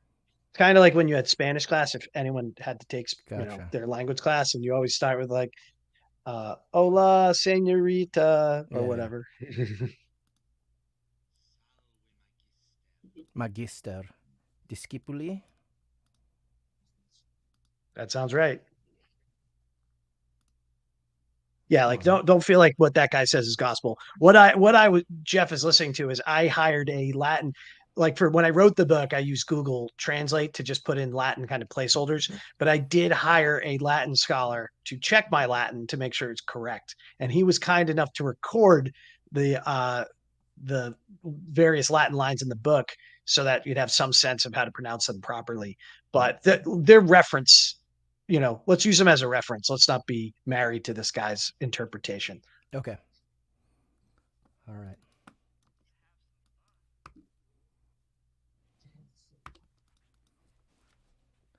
Salve discipuli. Salve discipuli.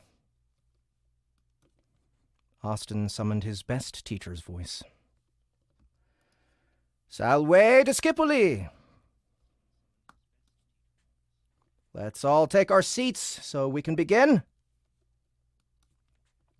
Getting a bunch of teenagers to focus on Latin was challenging in the best of times, but it was nigh impossible to do so when aliens were set to arrive on Earth in 2 days, and the teacher himself showed up almost 10 minutes late.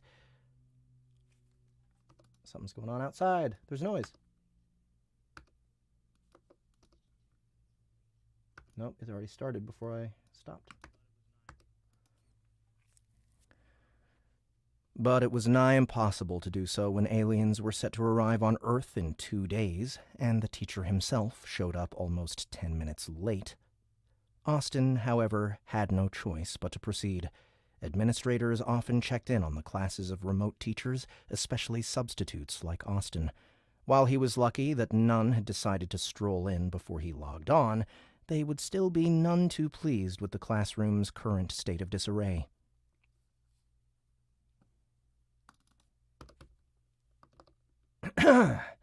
Salve discipuli.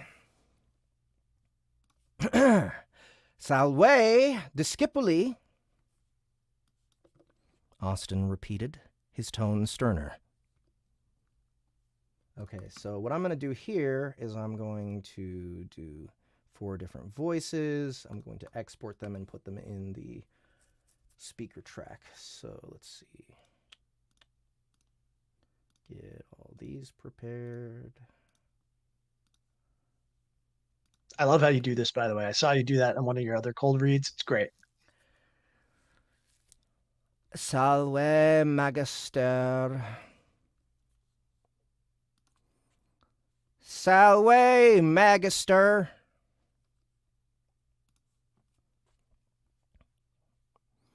Salve magister. Have one do salve and just, like you're getting it right. Salve magister. There we go. Yes. Love.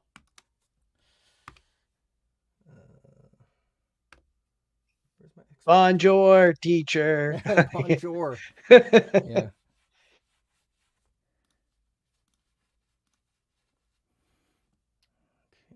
let's go with.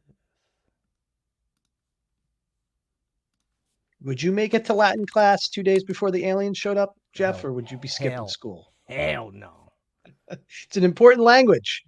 You need it in your brain before the world ends. Come on. Do your homework.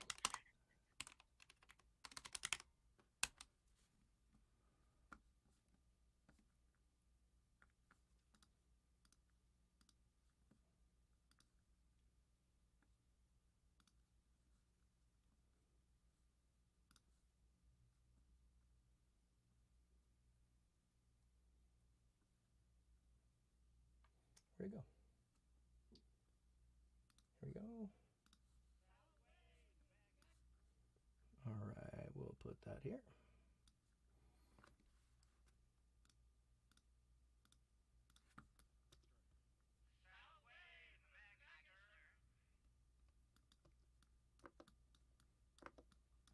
All right.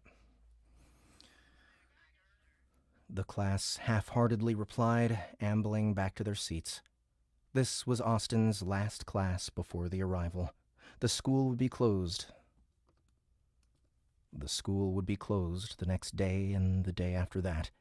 He just had to get through this lesson to receive his final paycheck, the last thing he needed to book his intimate session with Aurelia. Let's pick up where we left off in Book 3 of the Aeneid. Aeneid? Yep, that's right. And the next word would be Anchises' death. With Anchises' death in Sicily. All right. Let's pick up where we left off in Book 3 of the Aeneid, he said. With Anchises? Yeah, Anchises. With Anchises' death in Sicily. Who wants to start?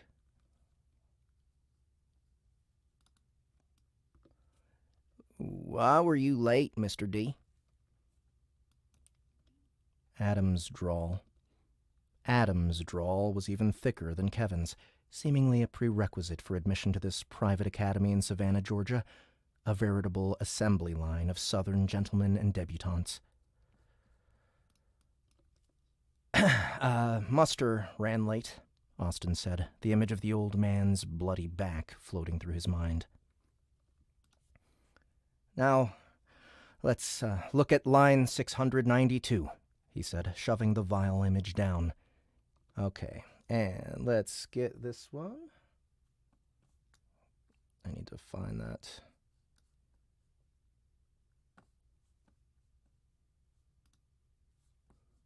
Yeah, it's a big chunk of Latin right here.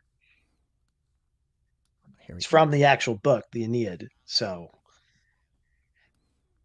you guys are doing your Latin homework. It's great. Even though aliens are about to arrive in 2 days. One sec. Say again?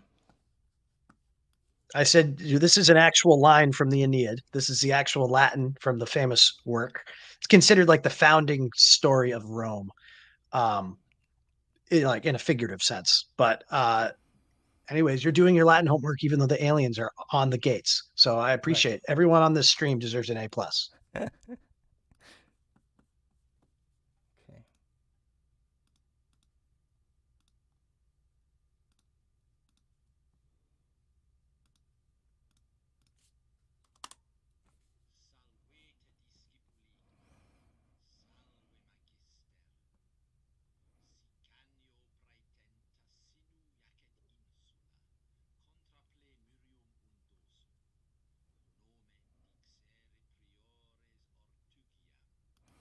Ortugiam. Okay.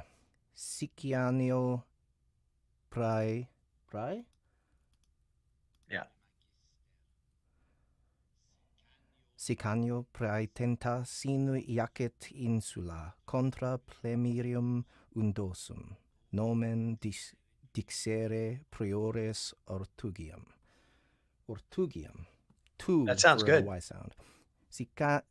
Sicanio praetenta sinu iacet. Sicanio praetenta sinu iacet insula contra plemirium undosum nomen dixere priores ortugiam.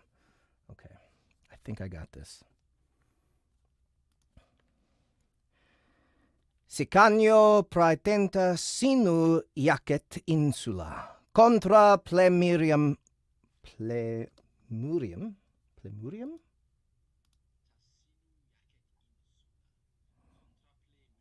murium undosum. This one's hard, guys. This is difficult shit. All right. Sicanio praetenta sinu iacet insula. That iacet is the one that surprised me, and the U sound for the Y is another thing that surprised me. Sicanio praetenta sinu iacet insula. Sicanio praetenta sinu iacet insula contra plemurium undosum nomen. All right, that last part. Nomen. You're doing great, by the way. Just anyways, I'll tell you when you get this line down. I don't want to get you off track, but nomen dixere priores. Nomen dixere priores ortugium. There we go. Okay. Well done. So, like, you'll notice with a lot of sci-fi and fantasy, everyone does like faux Latin. Like, just do something that sounds Latinish, Yeah. and it'll make it sound really official. So you got stuck actually having to read real Latin, which, by the way, there is no like firm consensus. The different scholars, and there's also Latin was spoken for a long time. So just like Old English and Modern English will have different sounds. Right. There's probably was an evolution of the sound of it, but yeah, you were right on, man. So awesome. I'm sure it'll get easier as the book goes on. I'm gonna listen to it one more time with the translator in my ear. 1 second. I gotta make sure. I might have an appointment right at 2 o'clock. Just want to make sure.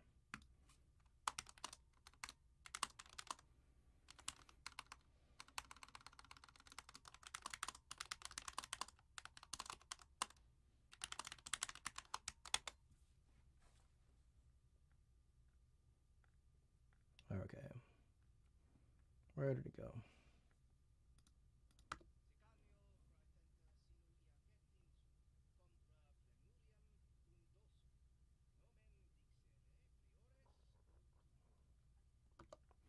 Okay, one more time, hearing him.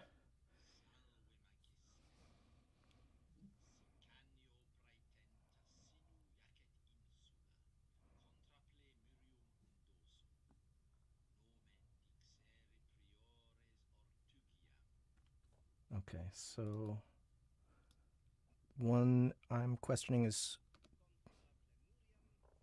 plemurium. Almost got it right. Okay. Sicanio praetenta sinu iacet. Sicanio praetenta sinu iacet. Sicanio praetenta sinu iacet insula contra plemurium. Iacet plemurium. Iacet plemurium. Sicanio praetenta sinu iacet insula contra plemurium. I want to say play. Sicanio praetenta sinu iacet insula contra plemurium undosum. Nomen dixere priores ortugium.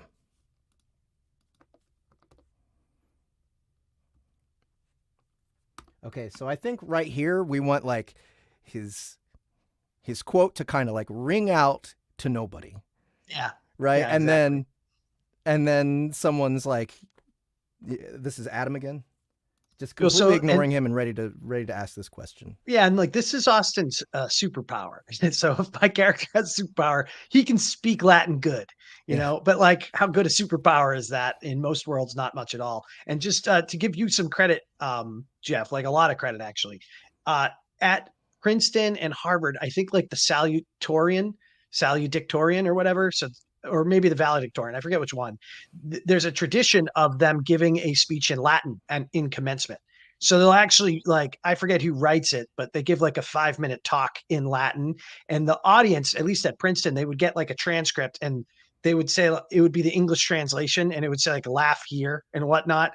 So like these very talented students get through a Latin speech, but trust me, the pronunciation is all over the place. No one would ever credit it as being on brand, but like the fact that they are speaking in Latin at all is pretty cool. So you're taking a level of care with Latin diction that not even our top Ivy Leaguers even bother with. So Good. I just want to commend you, sir. Good. Well, it's my job. It's And nothing just at like all. Austin's class, it'll be lost on most Yeah. people, and they won't really care.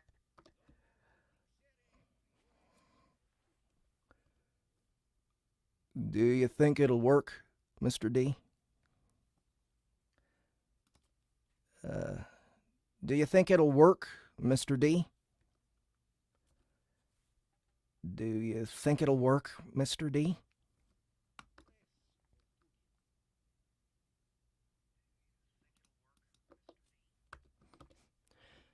Adam was still looking at the front of the classroom where Austin's head was displayed on a huge monitor, his copy of the Aeneid noticeably unopened.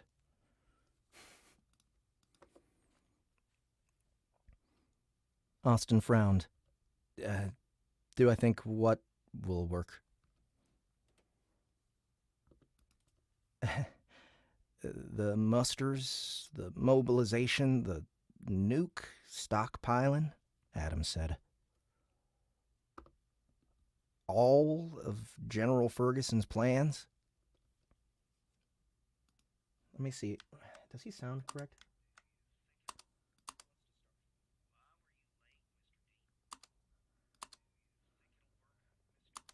Why were you late, Mr. D? Okay, there's something I was missing. Do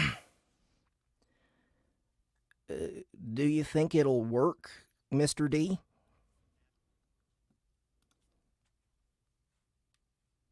The musters, the mobilization, the nuke stockpiling?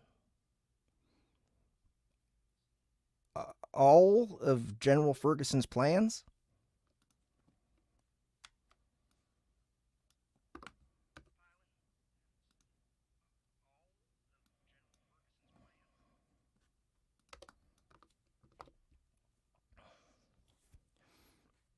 No, it was a pipe dream, a parody of hope. We're not here to talk about the arrival. Austin tried to sound gentle but prodding. We're here to translate the Aeneid.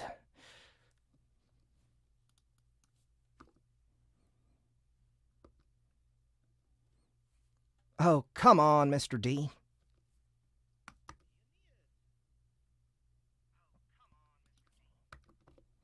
Kevin chimed in, his desk pulled conspicuously close to Nicole's. You're the only teacher trying to teach anything today. The rest are just showing movies. Austin grimaced. The other teachers were full-time and tenured, but he was a substitute. One slip-up away from being fired and his pay withheld, a consequence Principal Madison never tired of reminding him of. I'm not responsible for their classrooms. I'm responsible for mine. And it's important we learn this stuff.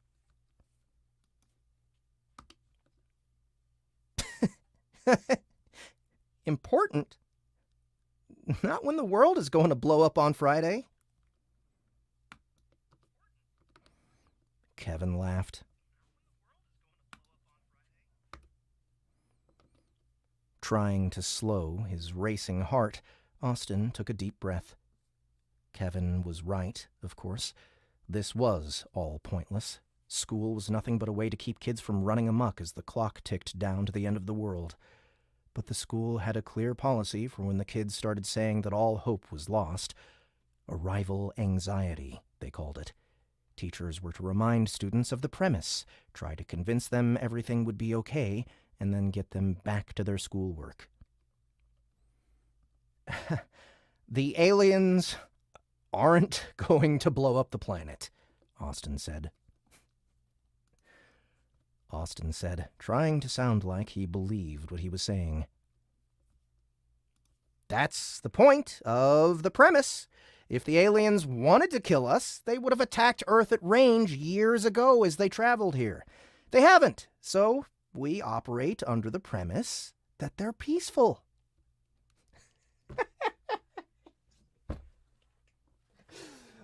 I love sounding unconvincing. It's really fun. Yeah, that definitely would have worked on a young Jeff, I think. Yeah. Oh, okay, cool. Let's learn Latin before the aliens get here. I'm not going to ditch.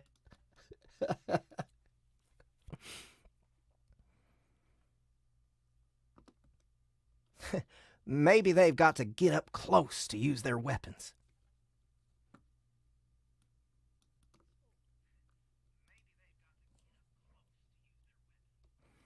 Kevin replied. No,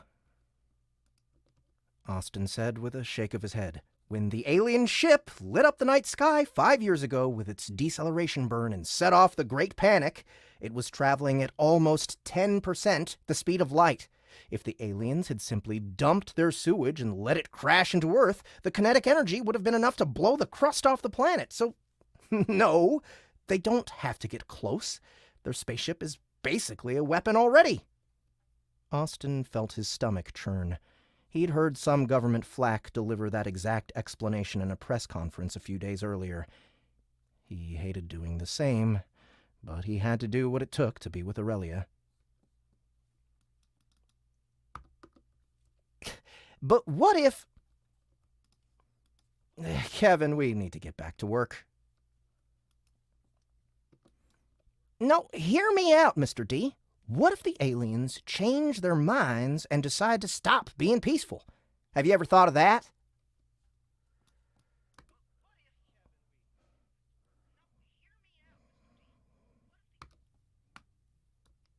Austin winced. He'd thought of nothing but that. They won't. I don't know, Mr. D. They've been making their way to Earth for 5 years, and they haven't replied to a single communication. Seems kind of suspicious to me. It didn't seem kinda suspicious. It seemed incredibly suspicious. But all Austin said was, I'm sure they have a good reason for not responding.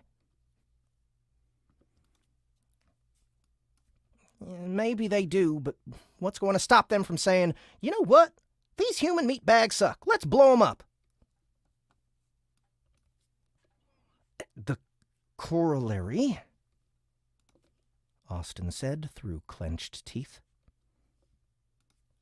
It follows from the premise that the aliens believe peace is more profitable than violence, so humanity can ensure peace by increasing the cost of conflict. That's why governments worldwide have expanded their militaries, trained citizen militias, and built up weapons stockpiles. If the aliens become hostile, they'll get sucked into an endless guerrilla war. That's how we'll make sure the aliens stay on their best behavior.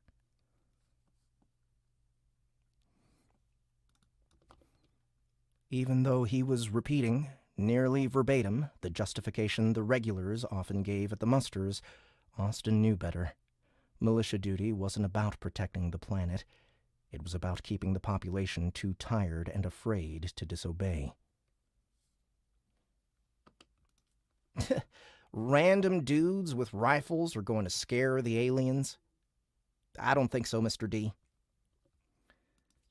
Kevin, that's enough. Now... He's messing with you, Mr. DeSantis, Julia said from the front row, a scowl parting the sea of freckles on her face. I saw his dad on TV saying his hedge fund was going to make a killing betting against all the warriors who think the world ends on Friday. He's just pretending to be afraid of the arrival so he can convince Nicole to hook up with him before the world ends. Shut up, Julia.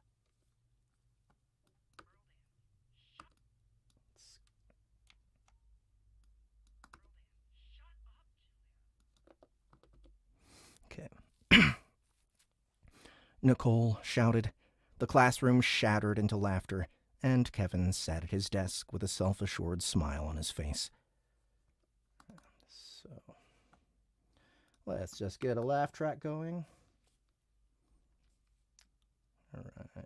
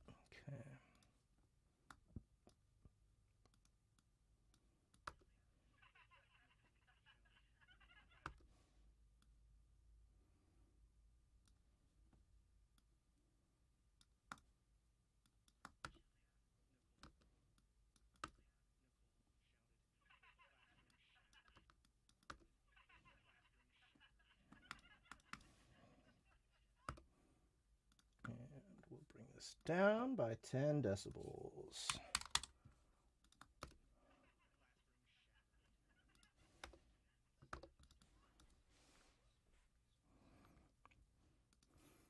That's enough! I need you all... That's enough! Austin yelled. I need you all to stop.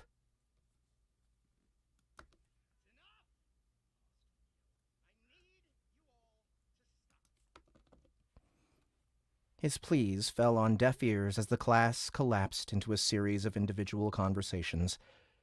Aurelia's image floated into Austin's mind, her symmetric face, her perfect skin. He'd come so close to having her, surviving a tech check, keeping his mouth shut as they tortured an old man, and completing 100 push-ups in his own vomit. Now he was being thwarted by a bunch of 16-year-old kids, kids too young to drive, too carefree to have tasted true failure. You hit kids twice. Did I? It's a little different than the text. Let's see. I'd start over it. Now he was being thwarted.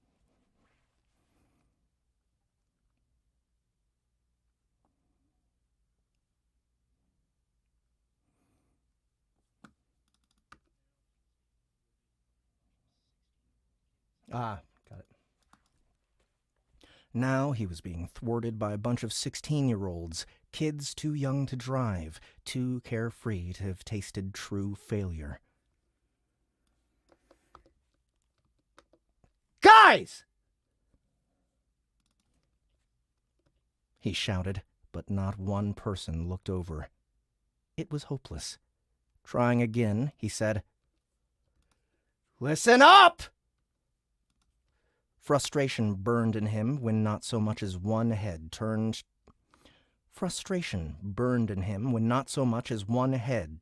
toward the front of the class.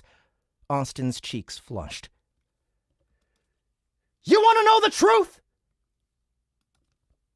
His voice filled with acid, a tone so Just caustic. one piece of direction. The way I even might have described this earlier, he doesn't yell that line. He kind of like seeds. Okay. So you know how like when the teacher would get quiet and suddenly all the talking kids would listen? Yeah. You want to know the truth?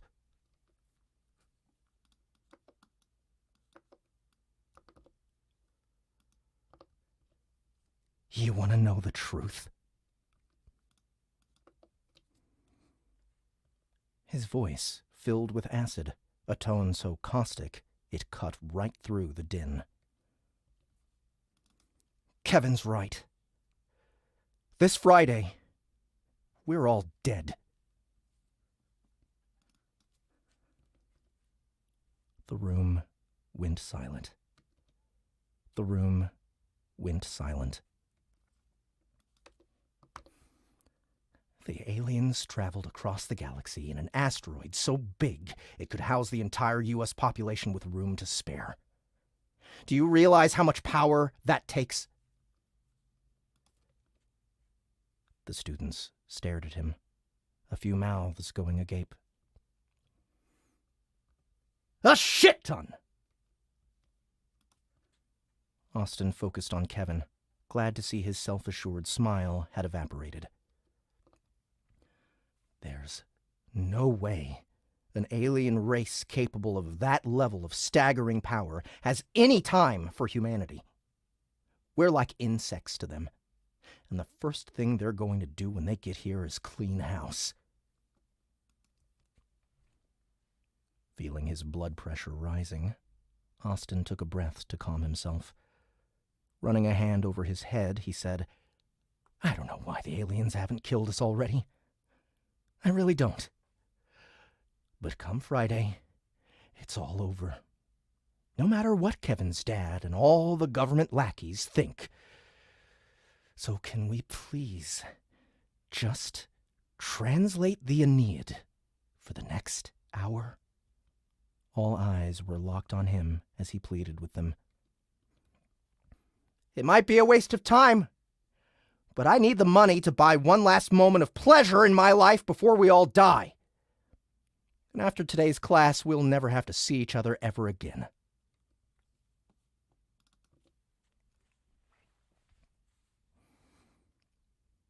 The second the truth slipped from his lips, he thought he'd feel better. But instead, he felt awful. Austin inhaled deeply, staring at his students, who'd all gone quiet. The hangover, the indignity of being disobeyed by teenagers, the vision of the kind old man being whipped. None of it had been fixed by his outburst, but at least his class was under control.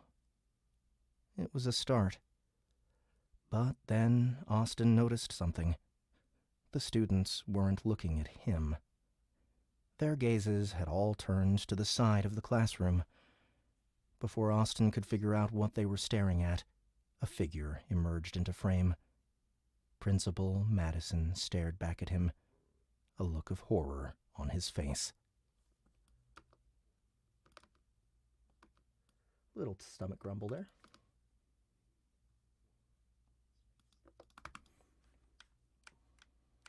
All right, that's another chapter. 2. In the Nice, bag. Jeff. Let's see where we at. 1:56 p.m. Let me see. I'm checking to see if I still have.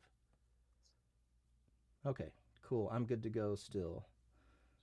All right, so what I want to do is one more chapter. And I Then tomorrow I'll do one more cold read.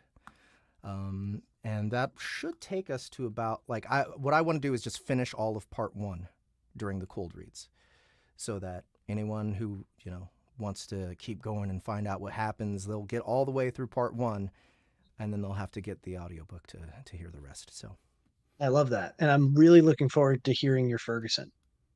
yeah, General Ferguson. Yeah, who I think makes an appearance in this chapter. Okay, cool. On the TV. On the TV. And that's definitely what high school sounds like now. I mean, I think you and I are pretty much with it. We could fit right in. 22 Jump Street style, like no problem. Look at us. We just need a T-shirt that says music band, right? Music, yeah. Lightning bolt band. Yeah. Oh, definitely. Yeah. Mm-hmm. 1 sec. Open this up a little bit. Get a little air. Whew. What's he say? He's like, "Greetings, fellow kids." Yeah, that's right. Yeah, you can bring out your Steve Buscemi. Mm-hmm.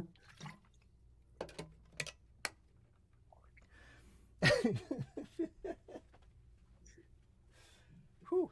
Okay, come on now. Just one more minute.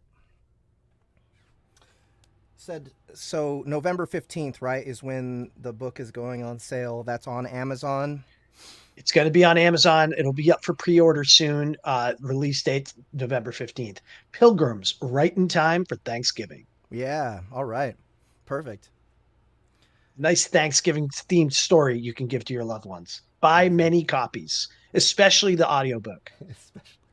Yes. Yeah. Buy it for all your friends, people you know down the street. There you go. Okay, so yeah, chapter 3, let me look through a little bit. We get a bartender. It's a lot in Austin's head. So we'll get Austin, and then we get Liam and Cynthia. Oh, that's the couple. That's the couple, and we're going to get some television, so like a news anchor, a reporter, and General Ferguson. Gotcha.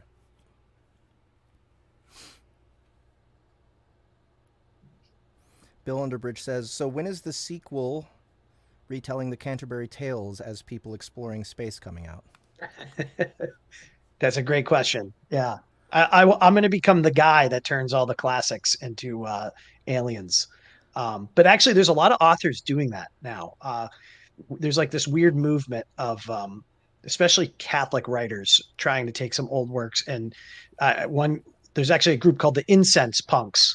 It's like steampunk, cyberpunk, but like trying to roll in some religious themes and storylines. So yeah, it could be on the horizon. This is the first book. It's very self-contained, but I do anticipate this will be part of a series, probably a trilogy, which if you buy the book, you can see how there's doors open for that. But it's kind of like the first Star Wars. It's a very A New Hope, to be clear. It's kind of very self-contained, and you can enjoy the story on its own. So there'll be a lot of stones get turned over in this book that need to be fleshed out further. All right. I think we're good.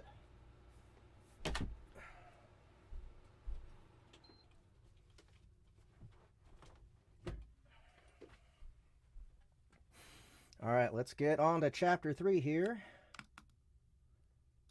This one's really fast for me to narrate, by the way. It feels really natural under the tongue, aside from the Latin stuff. Yeah, I'm glad. I mean, I know that you get slowed down when you have to do the multiple dialogues, but your one takes are really impressive. I mean, I don't know that you practice in the shower before this, but I couldn't read my book out loud with that much without screwing up 10 times more. Yeah, man, it's just I've done it so many times. It's all second nature now. We got a professional here, folks. Top of the line. Firing says my brother-in-law is a philosophy and Latin nerd as well as a sci-fi fan. This is basically designed for him. Exactly. Keep an eye out, Fire Inc. Please. My website is in the description, right? Yep. And so if you go there, you can sign up for my mailing list, and I will keep you posted about when the pre-order's up and when this is coming out. Right on. Okay, let's see here. We have 150 people watching us, by the way, right now. Wow. That's pretty good, huh? Catholic aliens. It gets the crowds in. It gets the crowds in, for sure. All right. Chapter 3. Nope, that's too much. Chapter 3. 50 hours until arrival. All right. Who do we have? A smooth bartender? Is this a dive? Oh yeah, this is a dive. Okay. Austin can't afford anything more than a dive. All right. That one? The bartender pointed his meaty hand at the bottle of high-end scotch. It's 40 grand a shot. Austin nodded. There was no point in saving his pennies anymore. His last chance at getting what he needed had gone out the window when Principal Madison had let him go, without his last paycheck. Instead of going for the scotch, the bartender went for the Fed coin machine. And then plonked the heavy metal box in front of him. What did I do? 3, yeah. Pay first, then I pour. Austin sidled onto a bar stool that tilted on the uneven floor.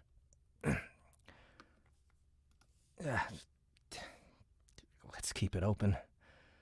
I'll be drinking all day. I don't want the feds to cut me off.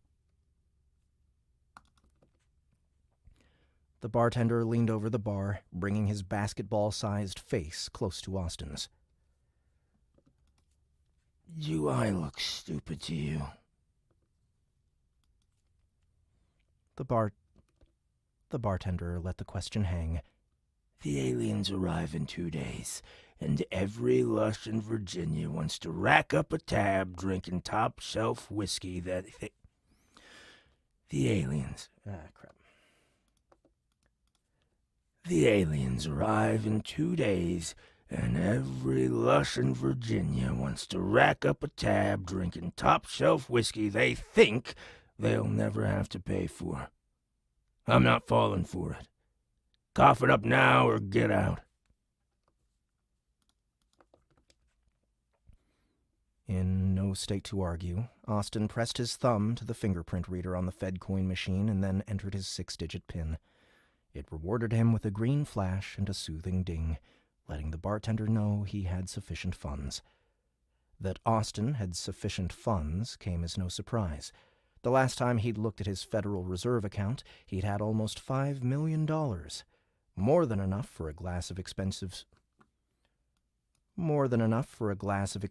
scotch, but about 150 grand short of booking his session with Aurelia. Damn. More than enough for a glass of expensive scotch, but about 150 grand short of booking his session with Aurelia. Almost exactly how much he would have been paid for today's Latin class if he hadn't been fired. He'd been saving up for 5 months, scrimping every penny, forgoing every comfort. He'd even unsubscribed from her all-access social feed to save... He'd even unsubscribed from her all-access social feed to save some cash. He'd even unsubscribed from her all-access social feed to save some cash, all so he could be with her in person at a luxury hotel in Washington, D.C., an extravagance she reserved solely for fans dedicated enough to catch one of her disappearing passwords and wealthy enough to pay the steep price for 4 hours of her time. Now, it would never happen. The bartender set the rocks glass in front of him, and Austin wasted no time in slugging the scotch down. Wait, did he go for the high end? Yeah, he did. And he got it on the rocks? What the fuck? Listen, He's got no taste, this guy. His superpower is speaking Latin, but he's kind of a loser in every other way. What a shithead. People wonder, $40,000 and you put her on the rocks? come on, man. People wonder about the money because this trips people up. I mean, like, I'm not the first sci-fi book to just inflation, big numbers. But in case people are wondering about the math, I mean, I did go to MIT, but I just multiplied by 1,000. So I'm not sophisticated enough to do any more complicated mathematics than that. All right. People are like, $5 million for 4 hours? Geez, I'll take that line of work. Okay, let's see.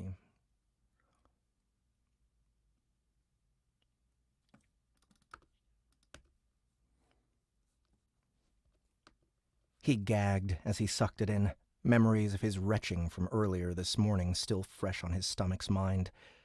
But as the crisp, clean booze settled into his bloodstream, he could feel his body equalizing, the scotch smoothing out his come-down from the cheap swill he'd drunk the night before. Pushing the empty glass forward, Austin asked, "How much for the bottle?"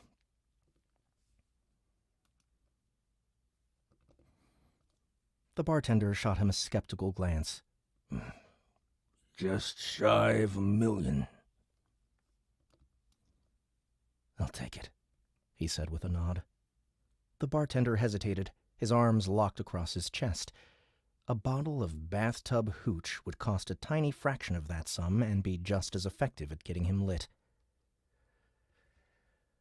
"Feds can't cut me off once I already have the bottle," Austin explained, gesturing at the Fed coin machine, "and I might as well drink the good stuff before I die." Seemingly satisfied with the explanation, the bartender relaxed his arms. "You're not gonna die, kid. You're not gonna die, kid." He began to type in the new purchase amount. "You ain't that lucky. Your problems are still gonna be here come Saturday. You ain't that lucky. Your problems are still gonna be here come Saturday." There we go. That's it. Austin nodded politely, unwilling to disabuse the barman of his false hope, and placed his thumb back on the reader. As he entered his PIN, he braced himself for the red light and the jarring denial tone. But, to his surprise, it flashed green. It wasn't long after the aliens had been detected coming toward Earth that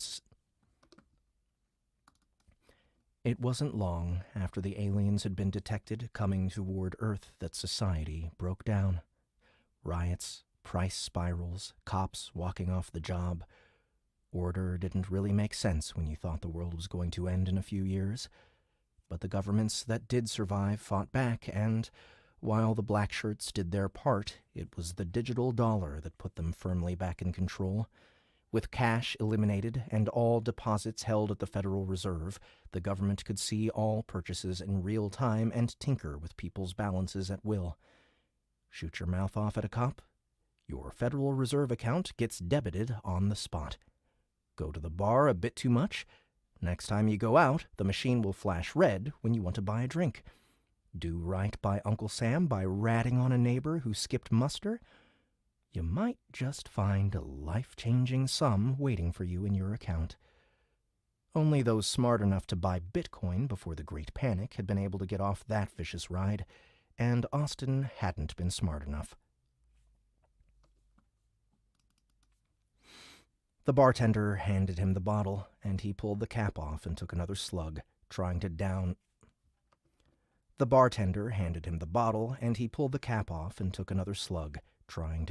his regret.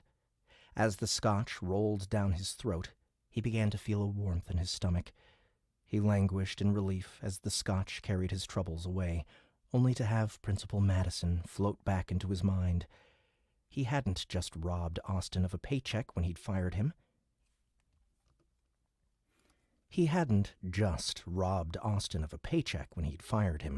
He'd taken away his last chance of happiness in this world. And for what? A little yelling? For telling the kids the truth for once? When Mr. Hanlon had stormed off the job 6 months earlier, Austin had come to Principal Madison's rescue, allowing the Latin class to continue uninterrupted. Madison had been lucky to find Austin, a once up-and-coming classics professor, the most overqualified substitute Latin teacher in the country. Yet all it took was one slip-up for Principal Madison to cast him out. Austin poured some of the overpriced scotch into the cloudy glass. Madison had been merciless, just like Lieutenant Wu. That man, that kind old man, he'd just made one mistake, and rather than cut him a break, she'd cut his back open. If only Lieutenant Wu could feel the same pain. Just a slight departure. Yeah. So that man, that kind old man, he made just one mistake. Gotcha. You moved the just, transposed it. That man, that kind old man, he'd made just one mistake, and rather than cut him a break, she'd cut his back open. If only Lieutenant Wu could feel the same pain. As soon as the thought crossed his mind, he winced, berating himself. Austin abhorred violence, always had. The idea of Lieutenant Wu's small back being ripped apart by a whip, it was too much. No one should have to suffer that. Not even her. But he allowed himself the joy of imagining her being discovered with a cell phone by her superiors, the feeling of helplessness she would experience knowing her fate was out of her hands. She deserved it, and in Austin's fantasy, he was the one who made that happen.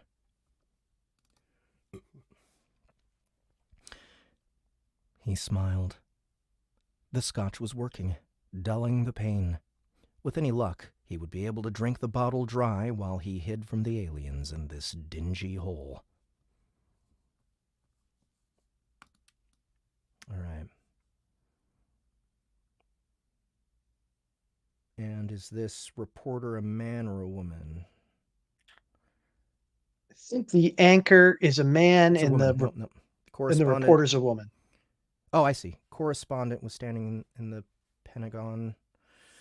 The creases on her pantsuit so sharp that they almost looked like a military uniform. Yeah, so the breaking news we're receiving reports is like the anchor, and then it says we go live to our Pentagon correspondent who's a woman. Okay, got it.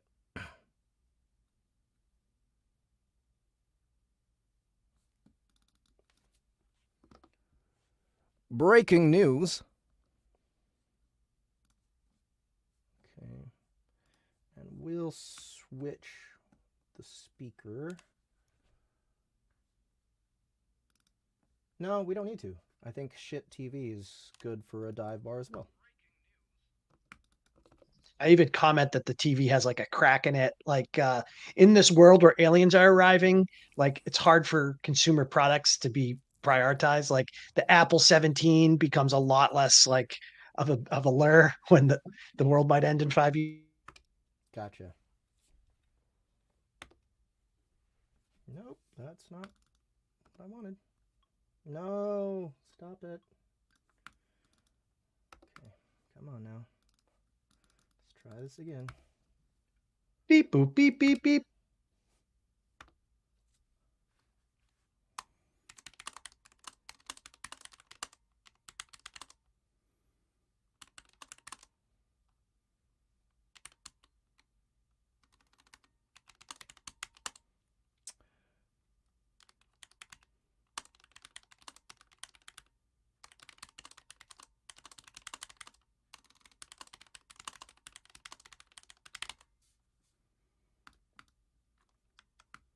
Okay, I have requested from my engineer that they make the TV sound shittier.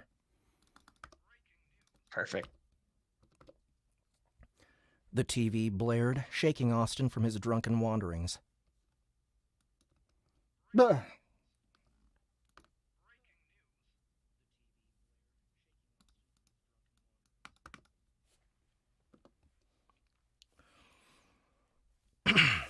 We're receiving reports Ghana has just detonated a nuclear device. We go live to our Pentagon correspondent for more. Let's try one more time. We're receiving reports Ghana has just detonated a nuclear device. We go live to our Pentagon correspondent for more.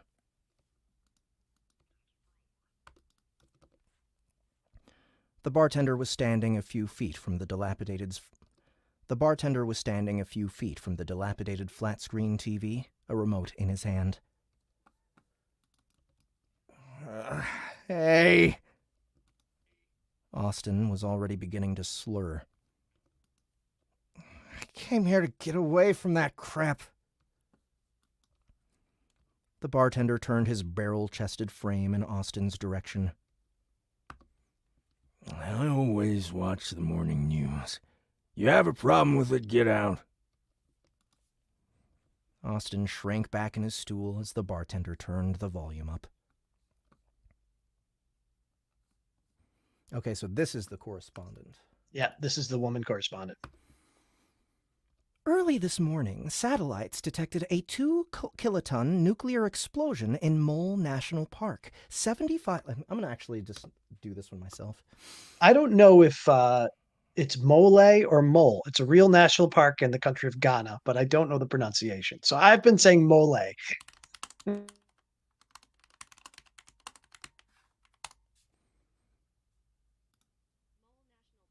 No, it's just Mole. There you go.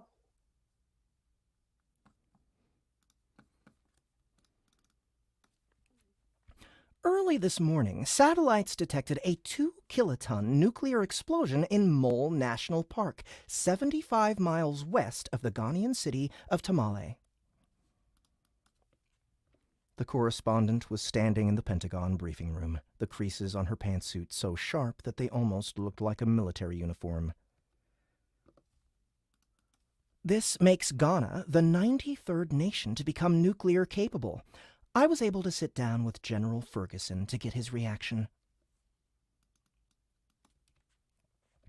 The image cut to General Ferguson sitting across from the correspondent in an aircraft hangar, a giant American flag covering the wall behind.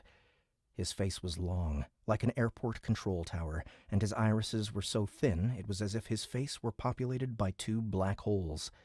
When he spoke, he moved his head with a subdued vitality, the small movements enough to make him look like a man 20 years his junior.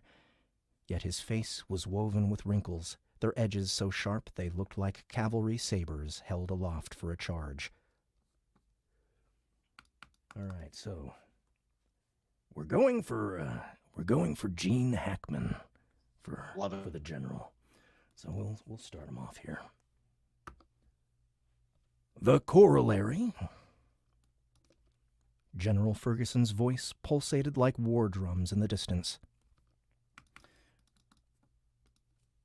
Let's give it a little more oomph. The corollary is only as strong as our bravery. Now, through the valiant efforts of our Ghanaian brothers, another nation has smashed the atom and added themselves to the nuclear family so that the human race may ensure that humans and aliens shall remain at peace. The threat of a brutal, asymmetric war the price to pay should the aliens' reason and comity ever fail. Fuck, what is that word? Comity? Like goodwill, well-being, peacefulness. Comedy. I've always said comedy myself. Yeah. Let's try one more time. I'm not confident in his voice yet anyway, so I'm glad to retake it. Is only as strong as our bravery. And now, through the valiant efforts of our Ghanaian brothers, another nation has smashed the atom and added themselves to the nuclear family so that the human race may ensure that humans and aliens shall remain at peace. Let's try again. Pretty close. Feeling better. Is only as strong as our bravery. And now, Through the valiant efforts of our Ghanaian brothers, another nation has smashed the atom and added themselves to the nuclear family so that the human race may ensure that humans and aliens shall remain at peace. The threat of a brutal, asymmetric war the price to pay should the aliens' reason and comedy ever fail.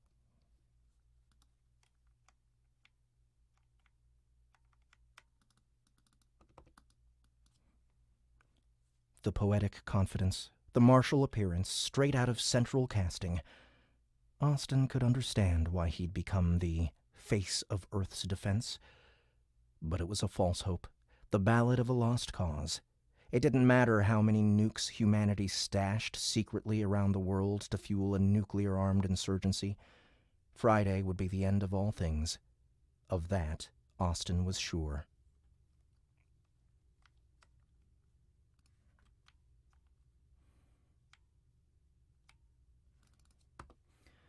Thank you. Thank you. This is the anchor. Oh, Sorry. that's the anchor, yeah. Oop. Thank you. Thank you, the news anchor said as the shot returned to him in the studio. In other news, UN Secretary General Rochana. I've always thought Roshana. Roshana? Yeah. Forget where I got the name from, the ethnicity. Or the nationality, I should say.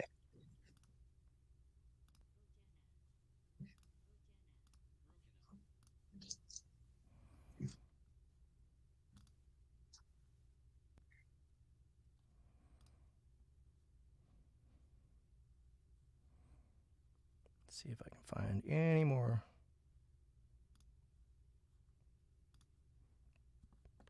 Any more references?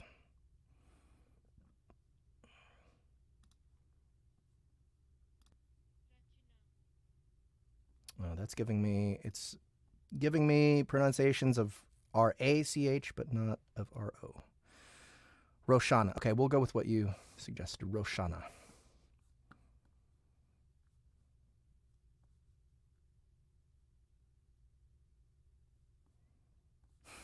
I could be wrong. I think it's a name of South Asian origin, maybe like Okay. India. Roshana. I'm gonna go with Roshana, and maybe because I can't. I'm not finding any other references. Yeah, I think it only comes up once in the book. Love this comment here from Outlander. When I hear Catholic aliens, I picture Cheech Marin in a priest outfit. A lot of imagery comes up.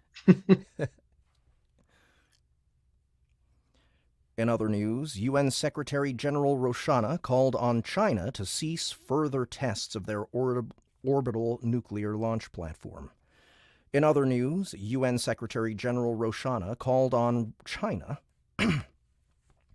In other news, UN Secretary General Roshana called on China to cease further tests of their orbital nuclear launch platform, reminding the Chinese General Secretary that such tests were inconsistent with the premise, which China affirmed along with other nations in the Helsinki Accords. It was all the news Austen could take. Grabbing the bottle, he stood up from his stool on his Scotch-soft legs and carefully made his way over to the booth at the far end of the bar. The sound of the TV faded to a drone as he nestled himself inside the wooden booth and poured himself another glass. All right. Now this is Liam. Yeah, that's correct. Cynthia, it's no use. A man said, his voice cutting into Austen's solitude. It'll never work.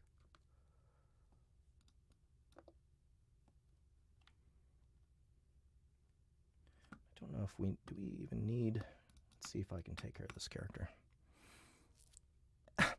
Why wait, then?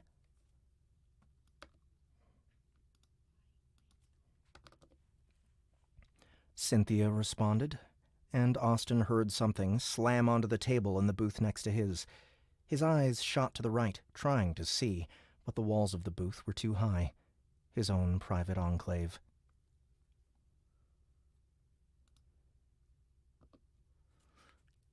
Just pull the trigger and end it now, Liam.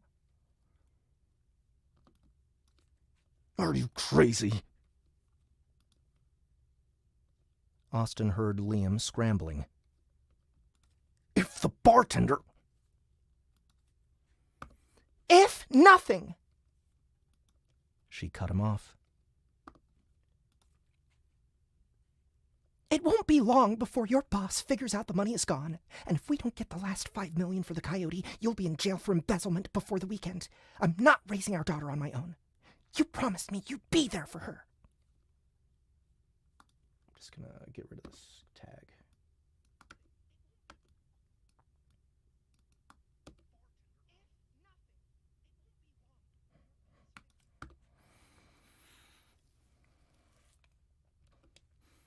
Austin's ears perked up, and he waited in breathless silence for Liam to respond. When he finally did so, his low voice was full of surrender. What's the difference? We're all dead Friday anyway. Austin braced himself for Cynthia to respond in a rain of slaps, but she only said,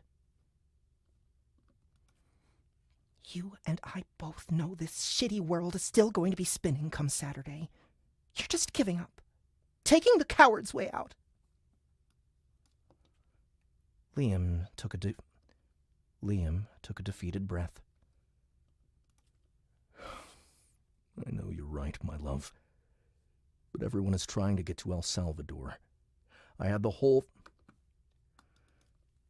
I know you're right, my love. But everyone is trying to get to El Salvador. I had the whole thing planned down to the last penny. But that rat raised his price at the last minute. Now my plan is toast. We'll never cover the shortfall in time.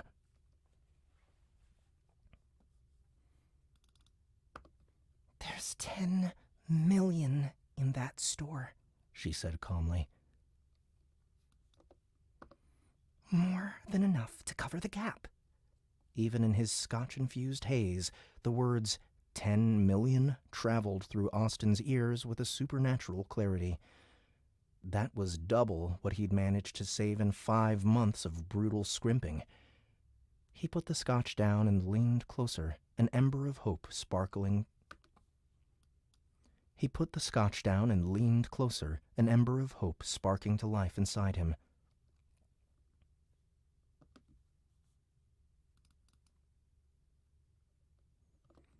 The store might be a dump, but it has eyes. We won't get 10 miles away before the cops nab us.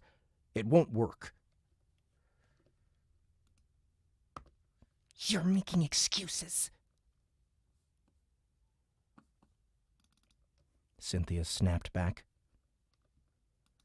Cameras don't run without a hard drive. Do you know how to take a hard drive out of a computer? You know I don't.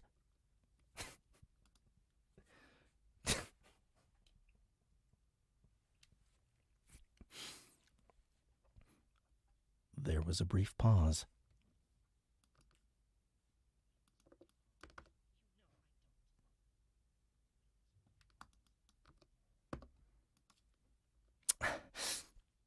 Let's just take the whole computer.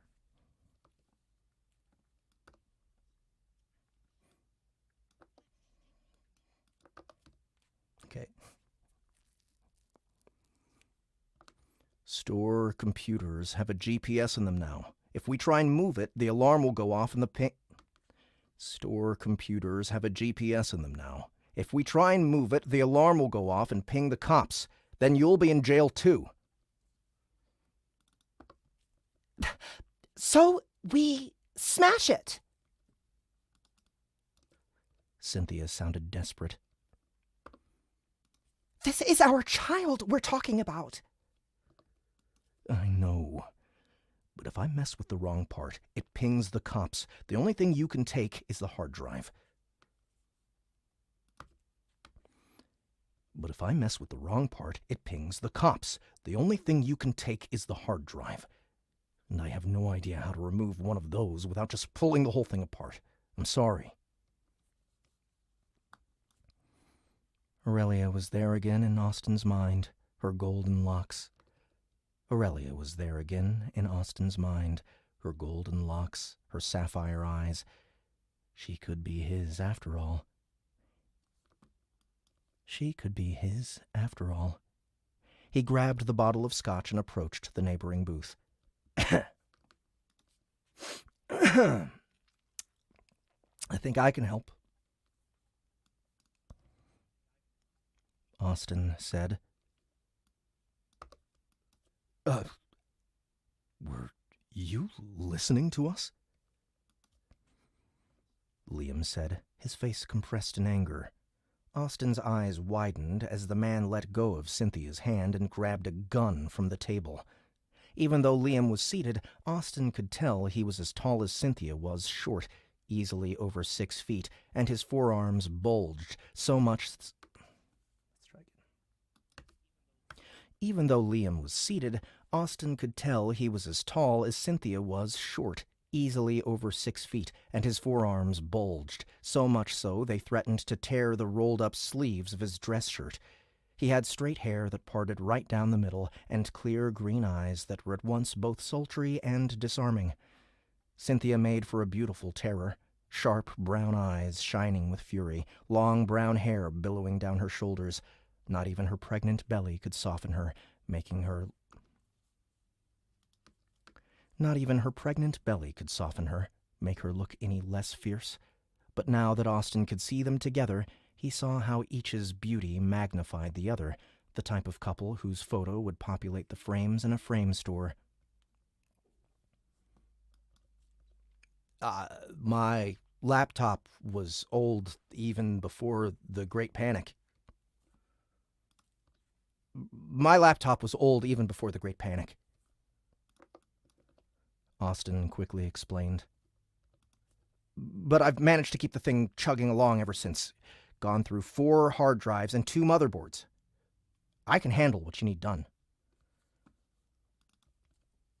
Cynthia looked Austin up and down.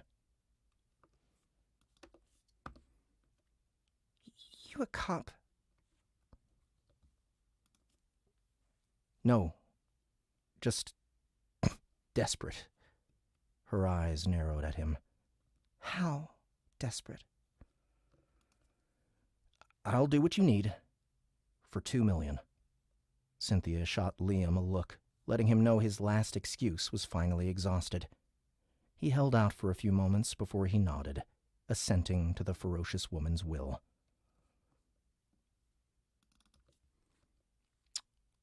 Go home and sober up. We hit the store tonight. Liam took the bottle of scotch from Austin. We'll pick you up in the parking lot across the street at midnight. We'll pick you up in the parking lot across the street at midnight. Austin nodded as his eyes lingered on the $1 million bottle in Liam's hands. Letting him have it was worth it if it meant he'd get to be with Aurelia.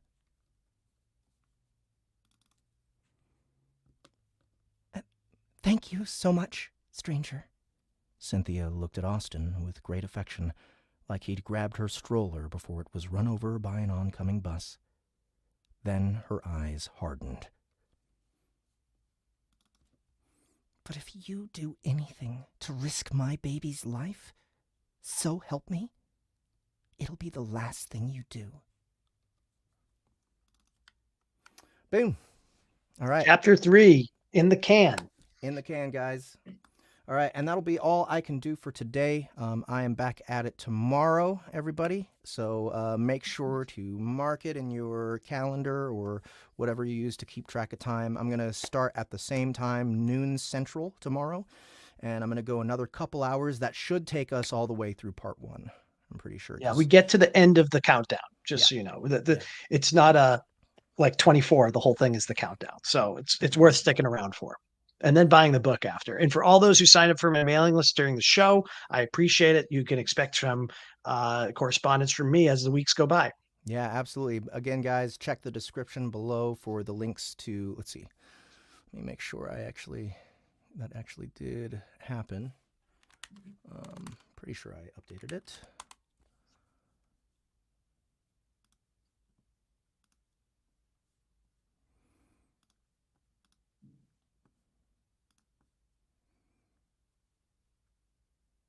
Yes. All right, cool. So, yeah, you can find Michael's Twitter account in the description below, as well as his website, which you can sign up. They sign up for the newsletter there on your website? On the website, yep.